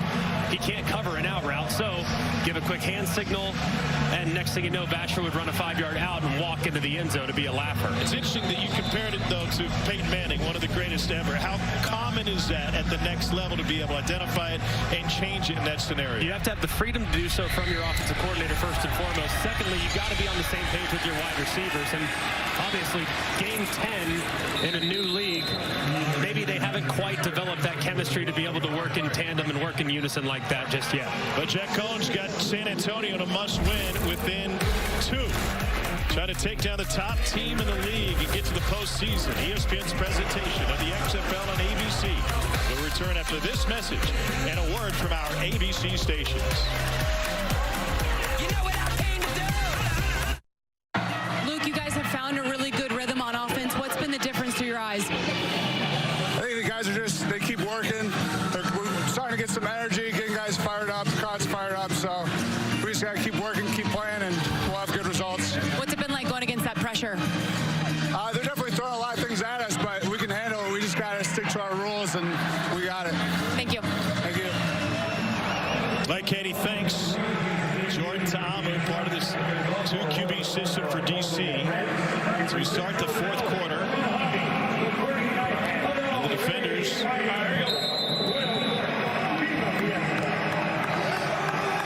onto a 2-point lead. Derek King is the second quarterback they use. We'll hear from him in just one moment. Got to run it. Ta'amu pulls it back. It's batted away. Derek King with Cole Kublik to walk us through this DC possession. Hey, Jerry, just want to kind of get a feel for this offense through your eyes, what you're seeing. I know you're going to get the call here in your hat, so just kind of take us through what you see right now. Right now we got trips right in Alaska. It's going to be a freeze play. Coach Keiss wants to see what kind of coverage they're going to, and he'll call it right after this. We got Linda. So we got outside zone left, stick comes up to the right. We got a stick, we got the bubble by number 2. Throw it, throw the bubble. Yep. Say throw it. Quarterback always wants to throw the RPO. It's an RP throw, right? Absolutely. If we can throw, we definitely want to throw it. Most quarterbacks.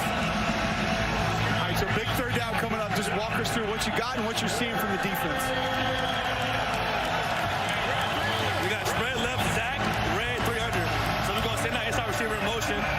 We got under concept. We got an outside curl by X, under route dig, and a big post. Hopefully, we're going to work it left to right for the curl. Not there. Got pressure, got the flush. Ta'amu smashed, but he picked up the first down, Cole. Yeah, first down yardage. Yeah. All right, so one of the reasons you got to go. Don't let me hold you up. All right, one of the reasons I wanted to get your thoughts on this, I had a talk with your college offensive coordinator, Lashley.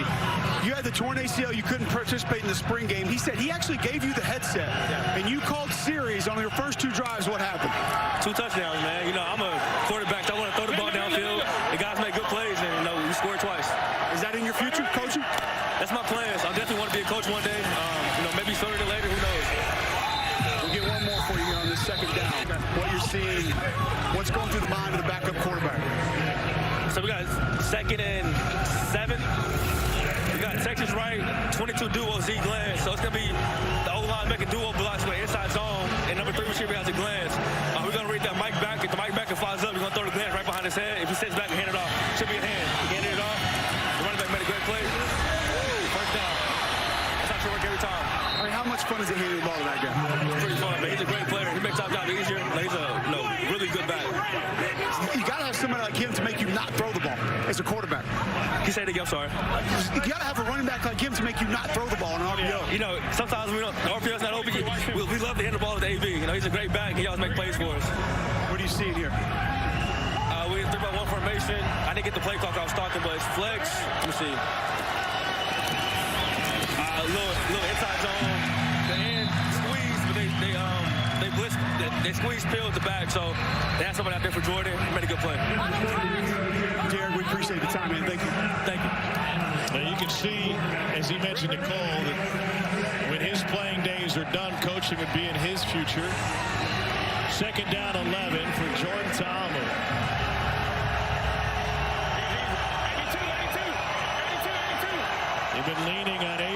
Smith, the leading rusher in the league. Tamu delivers, and it's taken away. Luke Barku pulled right off his shoulder pads.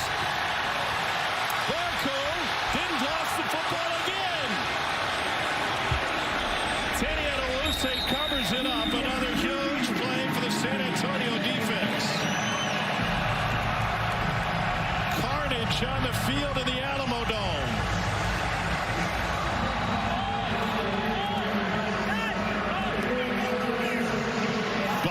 Injured on the return.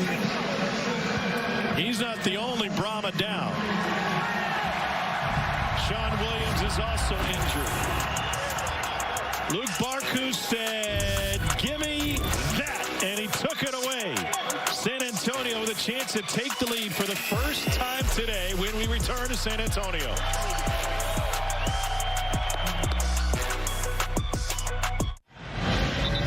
There have been a couple of times in this game, one at the end of the half and one here at the beginning of the fourth quarter, where San Antonio has seized momentum.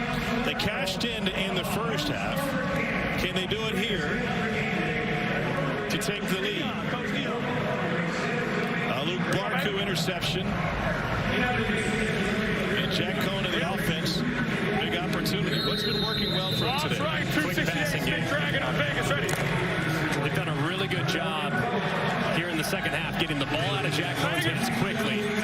Let's stick the Dragon again. This time you got man coverage. You might be able to work the slant up top. Cohn picks up the first down. That's TJ Vasher in a gain of 13. Vasher's been a different guy too. Had the drop, critical drop earlier in the game, but man, he's come alive here in the second half. Him, along with Akers and with Nick Hawley, they've really found something in the passing game. Who's the mic? Ron, Vegas, Vegas. We go. Whitey, my son. Another quick release. This is Deion Yelder. Jimmy Johnson's calling the whale of the game. Double left close, stay nickel. Double left close, 77, stick cup. Double left close, 77, stick cup. 77 on Vegas, ready. You good? You know what you got? Cohn in the second half is nearly perfect. What are you, Luke? Who's the mic? Linda, Vegas, Vegas. We go. He's 13 of 14 for 123 yards. They were 14 of 15. Back to Yelder. They've run that concept over and over and over again. It's just a standard stick. You got one guy out in the flat, one guy that's going to run 5 yards and stop right on the point. And every time they get in zone coverage, you just pound that stick. And they have yet to find an answer for it defensively. Vegas, we go. Whitey, my son. Cohn has all day. Works it to the edge, and Travis Toivonen with his first catch of the game. Barku out of the 10. Katie, what do you got? Well, Luke's heading to the locker room after taking that big hit on the interception fumble that ensued. He said he thought that he passed the concussion protocol test, but as you guys know, these guys are competitors. The athletic training staff has stepped in and said, hey, we got to protect you from yourself. Head to the locker room. We got the through. It's a big piece missing from the secondary for San Antonio. On 2nd and 5, two guys same spot. It's Vasher with the catch and the first down. 18-yard pickup for number 18, TJ Vasher. This was really nicely done. Good timing. 3-step, 2 hitches right on Vasher, the big body who's got some separation on the curl. He gets upfield. And the Brahmas are knocking on the door as Jack Cohn continues to stand in there under immense pressure from Greg Williams and this DC defense. They're getting fired up. They're throwing them back. They need a win to keep going. We go. Remember, San Antonio will host the XFL Championship. Incomplete, a hair behind Patrick.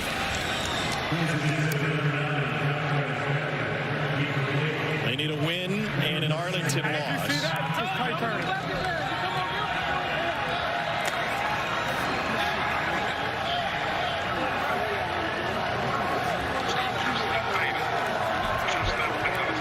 75, 75 on Vegas. Ready.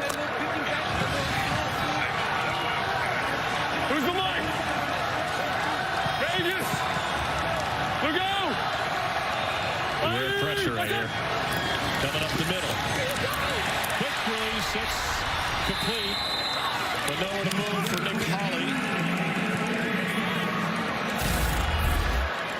Oh, man, they overloaded the protection, but they didn't cover on the outside. They did not cover T.J. Vasher, who was wide open. Instead, he gets it out immediately, which is fine. If they bust the coverage, you can't anticipate that. You certainly can't do it in less than 2 seconds. Well, that blitz is breathing fire. We go! Field goal wouldn't be the worst thing in the world. Third down. Cohen back to the end zone. Incomplete, trying to find Vasher. Kelly with the coverage. Hines Ward can challenge if he wants. I think you got to challenge this. We got water bottles on the bench. I mean, it looks like the defender completely wrapped up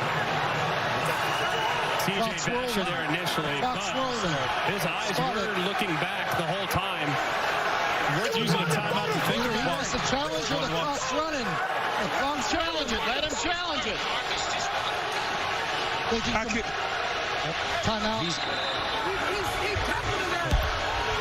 This is the shot right here. Is he calling a timeout to challenge? I think you got to challenge it. Coach, are you calling a timeout to challenge? He's challenging? Okay. All right. San Antonio is challenging the rules on the field. That there was no defensive pass interference. Okay, Reggie, I'm with you. I'm with you. Of course, he can challenge anything in the XFL. Both hands, even though the defender's looking for the ball, he's got his right up right there with the ball. And there's a restriction before the ball arrives. I'm going to go to Skycam next. All right, Dean's taking a look at it. Skycam is not as good as my original shot. No hands on. Your handle's my best look. I do have a foul. I've got wrapped up, both hands clearly wrapped up, material restriction. Okay. Reggie, after review, you do have a foul for defensive pass interference, number 24 on DC. So we're going to be first and goal at the 1 yard line. San Antonio keeps their timeout, but they're done They won the challenge. After further review, it's been determined there was pass interference. Defense number 24. The foul occurred in the end zone, and by rule, the ball will be placed at the 1 yard line. First and goal. San Antonio has won the challenge and will not be charged with the timeout. Sound and fury signifying defensive pass interference. Joe Porter, Hines Ward. Emotional on the San Antonio sideline. Now first and goal.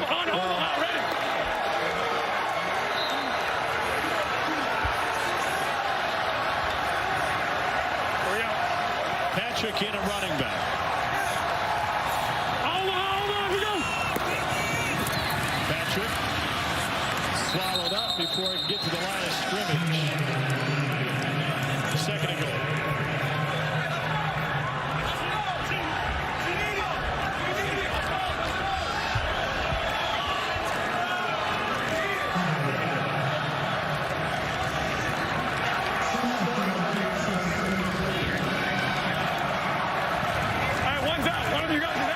They've been pass heavy, but now they're at the 4 yard line. 60 bucks, stay on Vegas, ready.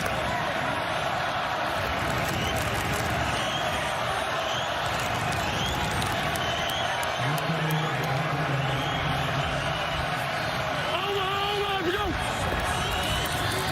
Going to the end zone. Vasher got a hand on it, but only one. Third and goal coming up.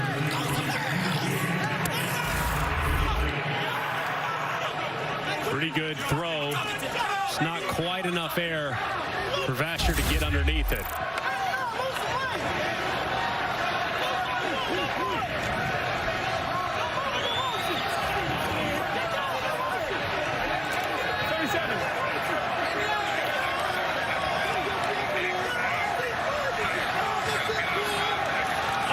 Play clock at 2.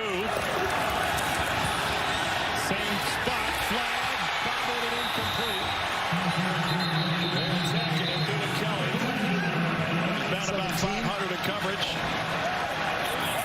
Offside. Defense, number 17. Half the distance to the goal. Third down. Devin Bellamy. You can see him just a little bit early there as the ball is snapped into the neutral zone. Basher still one that he should have reeled in. DC's going to run back the same play call. Let's go. Get set. See if San Antonio repeats the same play call. Take a run to the right here. Patrick, fouled up. Goes through. He is in. Touchdown, San Antonio.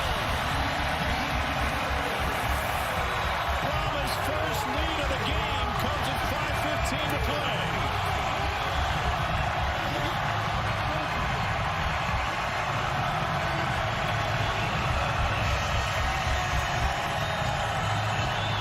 Interesting decision here for San Antonio. Do you go for 2 to make it a 6-point game, which would basically put the game on the line in a touchdown in an extra point situation, or do you go for 3 to make them make a decision, but they opt to go for 2 here, make it a 6-point ball game? They hadn't converted a 2-point conversion all season until this game. Jack Cohn going to Hillman, and he is in.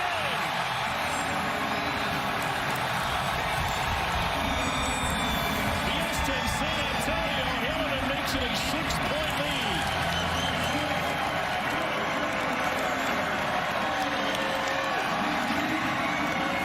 Pivotal plays made by the San Antonio defense throughout this game.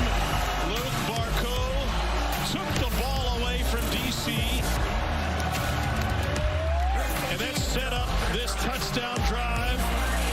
Zacchaeus Patrick ran it in through traffic. And then John Hillman took the pass from Jack Cohn for the conversion. Hinesville team leading by 6 in a must-win game. In a league of dreams and opportunities, there's only one chance to be a champion.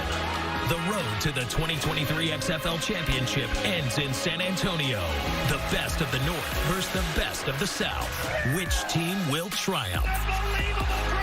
Take it to the house. Show with the burner. Intercepted. Touchdown. The 2023 XFL Championship game. Saturday, May 13th at the Alamo Dome.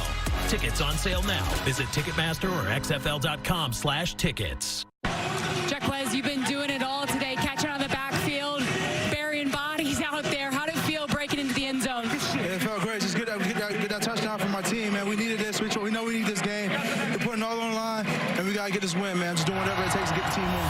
You guys were down by 16 at one point. What's led to this turnaround? We just come out here and fight, and we were resilient. We was down in this situation last week, and we knew we could make a comeback. We knew we got the potential to be where we could be. We're supposed to be the best team in the league, and we right there. We just got to finish it out right here. Thank you. Luka Williams grabbed it on a hop, but somehow that ball stayed in bounds. We do have a flag, though, on the far sideline. That was very close. From way over here, it looked like it bounced beyond the 20. It did. Yes. And that's cleaned up. We got leaving early. Okay, so a foul for Team B leaving early. I took my eyes off the second ball now. Both teams moved early. Okay. Offset that. Can't move until the ball is touched by the return man. Spot. All right.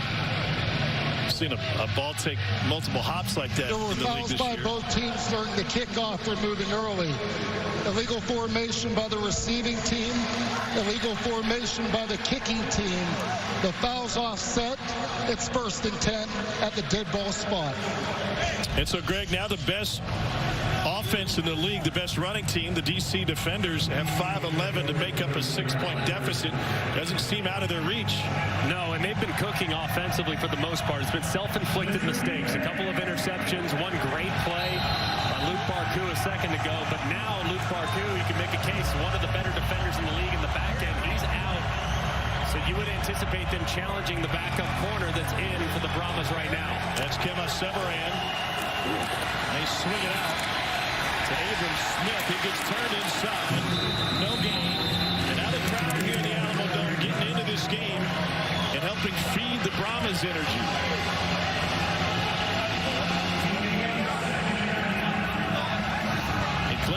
playoff spot with a win today and an Arlington loss tomorrow. It's must win for San Antonio. Lose and the offseason starts tomorrow.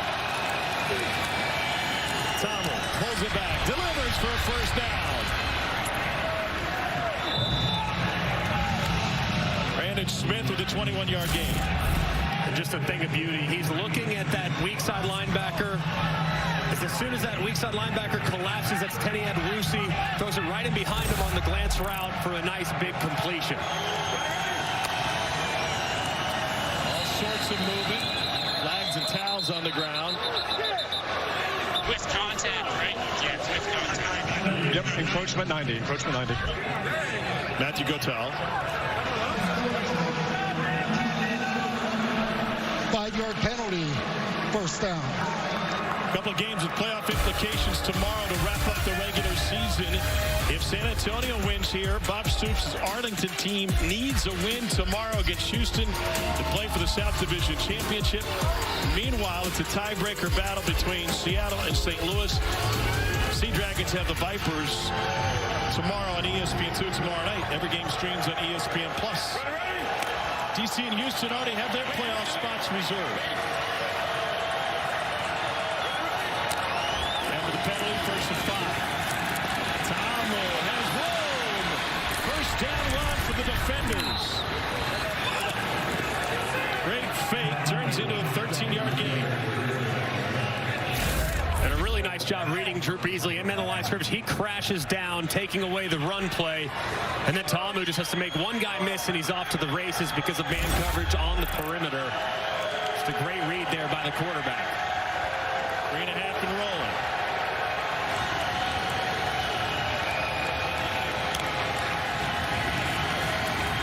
Tamu going on the sideline. Jump ball one, and a first down by Jazz Ferguson.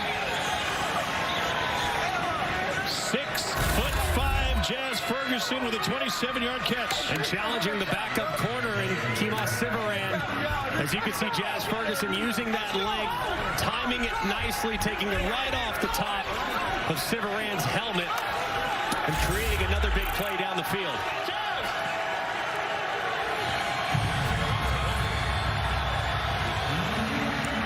First and goal for DC, looking to reclaim the lead on the road.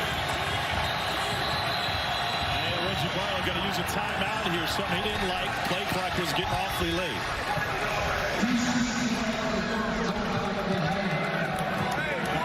Man, oh man, Greg McElroy, there was some concern, and we talked to the DC coaches about this. Just natural human tendency. DC with nothing to play for today. And maybe they took the foot off the gas a little bit, lay off the throttle going into the playoffs. Coaching staff insisted, we want to win, we want to play well, we want to hit the playoffs on a high note. They're giving all the effort today. Yeah, they are. They came out of the gates just absolutely on fire. Felt like at that point they kind of exhaled, kind of breathed a sigh of relief, which allowed San Antonio to create a couple mistakes, which allowed them to climb back into the game and ultimately take the lead. But here, as you can see, DC will probably tell themselves this when they get back tomorrow and watch the tape. They've been their own worst enemy with some of their own self-inflicted mistakes. So here with an opportunity to steal one, even though they haven't played their best football today.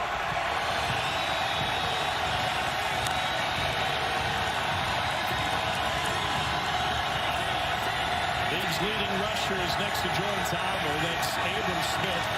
Going to run a quarterback keep, and he takes it in. Tomlin with a 4-yard touchdown run.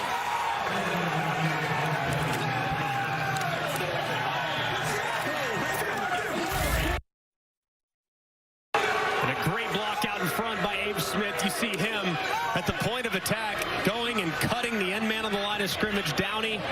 That allows Ta'amu to make a decision. Instead of trying to get to the perimeter, he cuts it up inside where there's plenty of space. And he calls his own number for the touchdown. What's interesting here, though, I don't know why DC is going for 2. In order to take the lead, all you got to do is go for 1. So if you're liking their odds a little bit better from the 5-yard line. They've only gone for 1 once this season. Meanwhile, they nailed that one. So they're batting 1,000 on 1-point conversions. They're only hitting on 50% of the 2-point conversion. And knowing that they sliced right through Antonio's defense a second ago running the football. I'm just surprised because a 2-point lead gives you nothing. I mean, it's still a field goal wins it for the Brahmas. So there you go.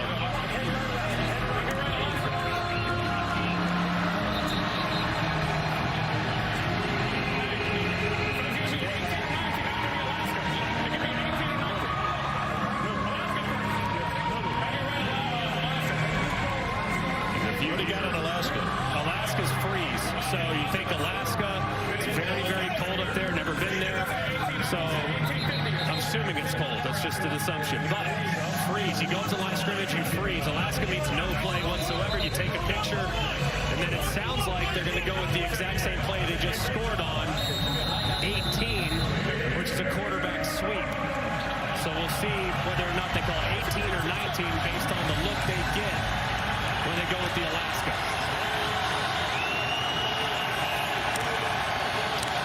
The lead.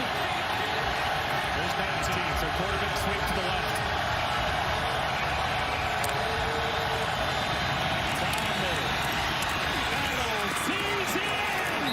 The ball came out, but it looked like he'd already crossed the goal line.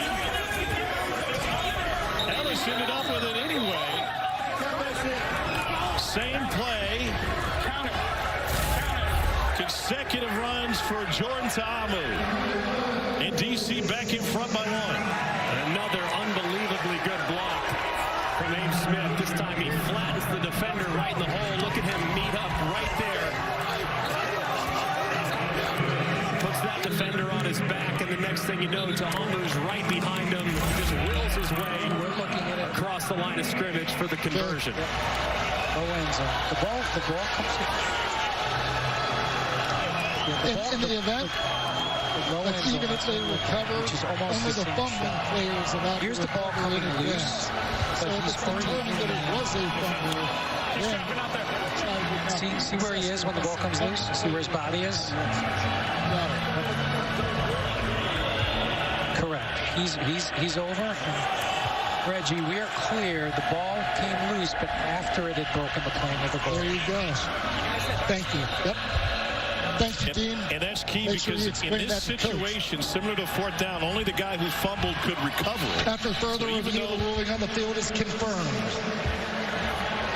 Even though DC did recover it, that's a moot point. So Jordan Ta'amu, consecutive runs across the goal line. Once again, the simplicity of this DC offense is really what makes it tick. Very impressive, and you could see just how quickly they got down the field. If there was ever going to be a criticism of that drive, is that they scored too quick.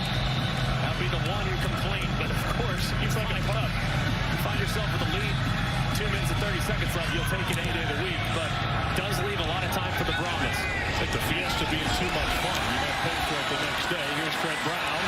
Fred Brown with a huge hole. Taken down by the kicker at the 48. It's a 40-yard return, and the Brahmas will have a short field to work with 2:26 left. Go Keeling. Defenders quarterback Jordan Ta'amu, you leave that scoring drive. Start with this, the confidence in Jazz Ferguson to throw that fade that led up for the score. Yeah, he's a big guy. We worked it all week in practice and, gave him a chance. He came down and made a play with it. Back-to-back cure runs. Was that the play that you wanted? Yeah, that's the play. We practiced all week. They were going to give us a box. We had blockers, and I just had to go in there and score. And, offensive line did a great job. Thanks, Jordan. Pride of Oxford, Mississippi. Party of Funkies if they can pull it off. Here's T.J. Vasher. First out of bounds by Kelly, who's been at the center of just about every big play here in the 4th quarter. Good and bad. Might just want to take this one to the 2-minute warning. You're only 10 yards away from being in John Parker Romo's field goal range. He's got a big leg and is hit from deep earlier this year on multiple occasions. So you're already in a really good spot offensively because of the Fred Brown kick return. Romo trying to stay loose as we hit the 2-minute warning. San Antonio looking to come from behind again in a 2nd and 3 when we return to the Alamo Dome.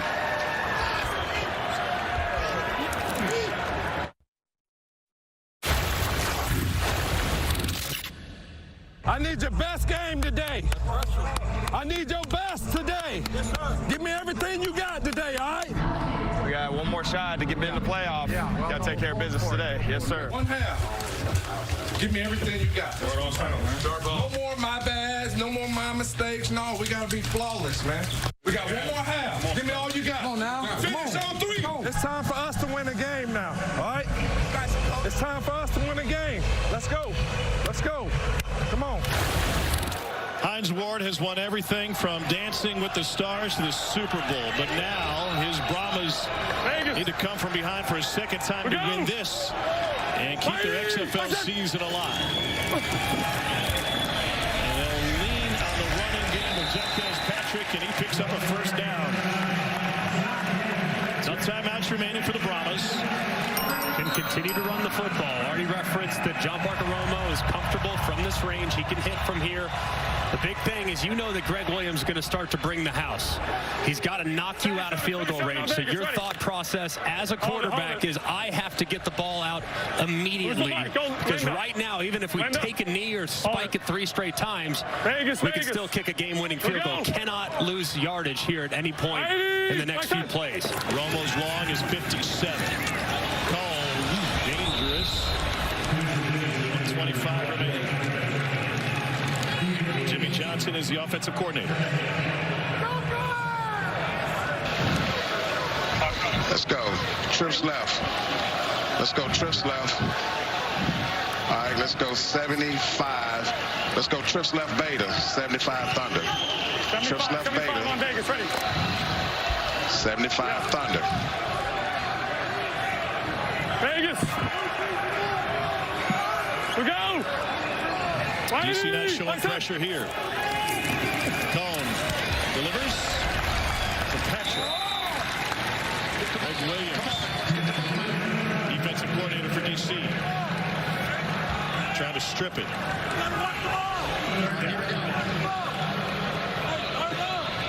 Cheat to back. Cheat to back. Will single press. Stop. Cheat to back. Will single press.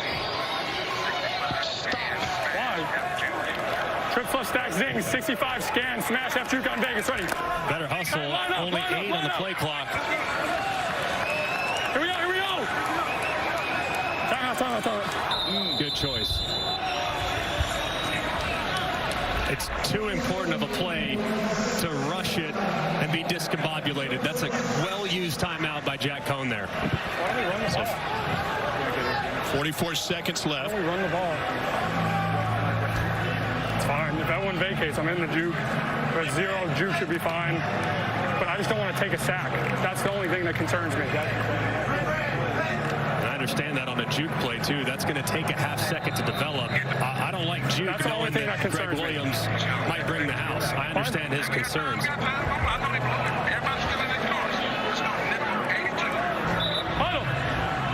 Because juke is a route that forces you to set up the defender and quite literally try to juke him out at the top of the stem. That takes a half second, and if they're blitzing the house, you're not going to be able to get that thing out in time. 65 scan on Vegas, right? What? Yeah. No.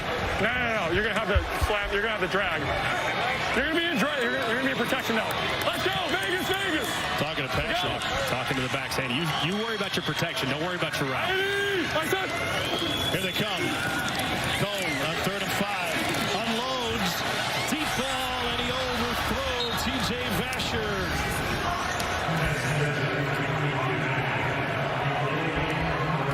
Fourth down, 37 seconds remaining, and John Parker Romo, who's proven to be the best kicker in the league, on for the lead.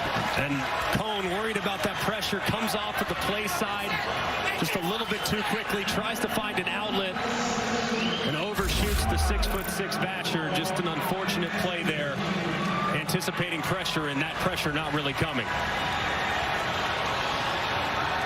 Well, the best legs in the league, and DC will use a timeout. That gives them a practice kick, which, by the way, was good. It would have been good by another 10 yards. Last timeout for the defenders. Hey, yo, let's go block this, man. Final final week of the regular season and the final day coming your way tomorrow, starting on ESPN at 3 o'clock. If San Antonio wins this, Arlington needs the answer to get into the postseason. Houston's already clinched the South and home field advantage. Then at 7 o'clock to close the regular season, Vegas in Seattle to take on the Sea Dragons. Every game streaming on ESPN Plus. Every game in the final weekend with playoff implications. What a year it's been in the XFL, and we're far from done. Romo's got a huge leg. He hit from 62 in warm-ups today. Inside in the Alamo Dome, this is from 53. And the lead. Wing the holder. And it is no good. Only the second miss of the season for Romo.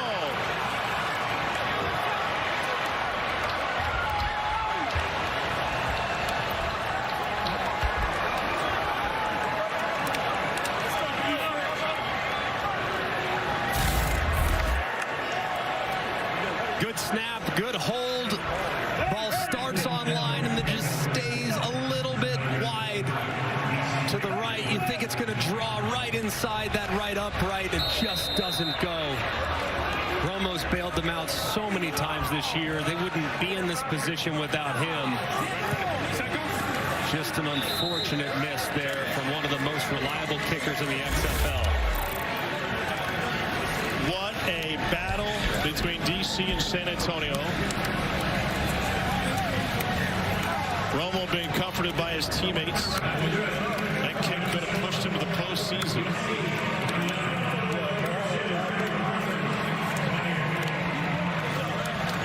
And so now the South Division is set. Arlington is in. They'll take on Houston next Saturday. DC will be at home next week. Go win it, they say. Opponent still to be determined. Reggie Barlow's the DC head coach. He's with Cole Kubelik. Coach Barlow, your team had the playoffs already wrapped up. You had home field already wrapped up. What does it say about your group, the fight and the grit that they showed to finish this game out today? Yeah, we talk about to do it in public, you got to do it in private. And under stress and pressure, the most rehearsed action will arise. We've put these guys through that throughout the week. Greg has, Coach Kais has. They stayed in the fight, and we were able to pull the win out. You needed a massive drive late from quarterback Jordan Teamo in your offense. Just take us through your perspective. What did you see when they're able to go down and punch it in towards the end of the fourth quarter? Surely we're going to lose Teamo to the NFL, right? I'm almost positive we will. But what a guy. What a player. What an awesome guy. Made plays with his legs, made plays with his arm. Our offensive line did a wonderful job for those guys. And I'm really proud of these guys. They stayed in it. Whereas opportunity nowhere turned to opportunity is now here. Proud of them. Coach, best news for you. If that happens, you got Derek King. Blessed is what it's called. Blessed, right? But we want what's best for these guys. Really proud of both of them. They play the game the right way. And the reason why this worked for us is they care about each other. And they care about each other's success. So we'll take it. Proud of these guys for the win. And time to move on. Thank you, Coach. Thank you. 29-28 is the final. You heard him talking about Jordan Teamo. Jordan's with Katie now. He's getting his hugs. Jordan, heck of a victory. What impressed you most about your team's performance?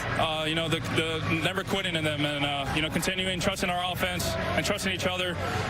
You know, we had a roller coaster up and down this year, but glad we came out with this victory. You guys could have let off the gas a little bit because you didn't have much to play for today because you'd already locked up what you got going in the playoffs. What do you think that it says about the resilience of this team, just the back and forth nature of this game? I mean, it was amazing. I mean, both teams fought hard.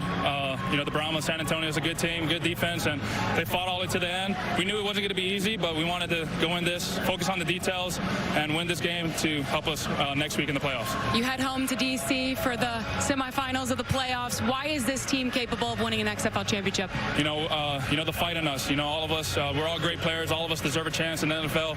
All of us deserve a chance just to play and be on TV and, you know, play in front of our family. So, you know, everyone's done a great job, and I'm just so excited, super happy for our team. I think we're going to win this whole thing.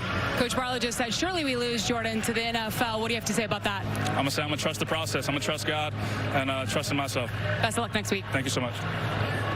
So Jordan Ta'amu and the DC defenders knew they had home field advantage wrapped up, but still he took some hits in this game. They really battled in this game. It all came down to a kick, and a kick that could have put San Antonio possibly into the postseason. This is John Parker Romo, who had only missed once all season. And after he missed this one, he felt like he had let his team down. His quarterback, Jack Cohn, always the leader, had other thoughts indeed. That's on me, baby. That's on me. I got you, baby. Appreciate you. I got you. It's on me. And that's leadership from Cohn, great leadership from Ta'amu, and we're set almost for the postseason now. Just one spot left. Let's go, bro. Trying to figure out who gets in between Seattle and St. Louis. Cole Kublik down on the field. Here with defenders linebacker Francis Bernard. Take us through just late. You guys had to come up with a couple of big stops, and I know you gave up some plays you didn't want to, but what was the mindset? What was the conversation like on the sideline in the huddle to be able to close the game out? Man, it was just next play mentality, you know. It's pro football, so they're going to make plays. We're going to give up plays. That's just part of it. And so, you know, our coach just kept saying, hey, next one, you know, move on to the next. We got to have that emotional toughness, and I thought we did a good job today. But, you know, we got to clean some things up, but at the end of the day, we won, so it was good. How do you turn the page now and prepare for the playoffs? Man, just, you know, we got to be grateful for the things we did in the regular season, but we got to see who wins, you know, and I don't know who won, but we're excited to go play in the playoffs, and it's going to be a big game. Thank you very much. Congrats. Yep, thank you. Well, DC has been the best team in the league all season. They proved that once again today, but they've been playing some close games late where the point differential last 4 is only 3 points now. DC 9-1 wins the North. They'll be home. The South is set now. Arlington plays Houston tomorrow to close the regular season. Nothing to lose for either team. They'll match up again a week Saturday, a week from today, to determine the South Division Championship. That's Saturday, 7 o'clock Eastern in Houston. The North Division Championship will be at Sunday, 3 o'clock Eastern on ESPN at Audi Field. And DC still waiting to see who their opponent will be for that one. You can get tickets for the championship. Go to xfl.com/tickets. With prices starting at just $25. Championship game right back here, May 13th in San Antonio. What a win for DC in a back-and-forth affair.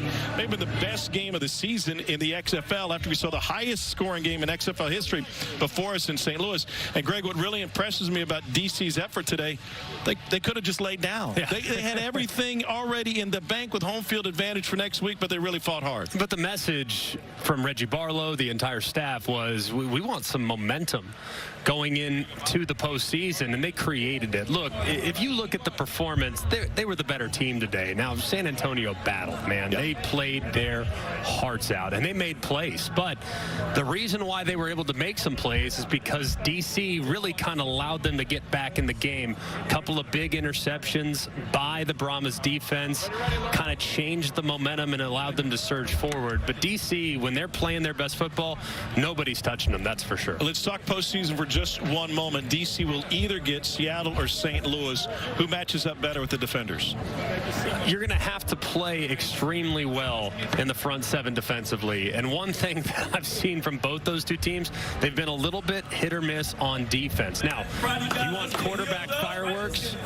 You got unbelievable fireworks with A.J. McCarron in St. Louis. You got terrific potential playmaking with Ben DiNucci out of Seattle. So I think if I had to pick one, it'd probably be St. Louis, just because they're not as mistake-prone as Seattle has been as times this year. But either team, I think, has the firepower to do it, but it certainly won't be easy. It's that time. You would pretend it's gonna go over your head. Point differential just about the same between the two opponents, and DC swept them both. Didn't lose a game in division. What a weekend in the XFL. Mahalo to Jordan Ta'amu. He and the defenders will play on. They'll be at home next week at Audi Field. Cannot wait for that scene in our first trip to our nation's capital, as DC will try to punch its ticket to return to San Antonio in the XFL Championship. So for Katie George, Cole Kublik, Greg McElroy, our fantastic crew here in San Antonio, what a thriller. DC and San Antonio crush the over. They finish 29-28 tomorrow. First game of the day is is on ESPN. Houston and Arlington in the first of 2 consecutive matchups between those two. DC comes behind not once but twice. The defenders pull off a 29-28 victory thanks to a missed kick at the end. Coming up next is ABC World News tonight or your local news over most of these ABC stations. Have a great XFL weekend, everybody.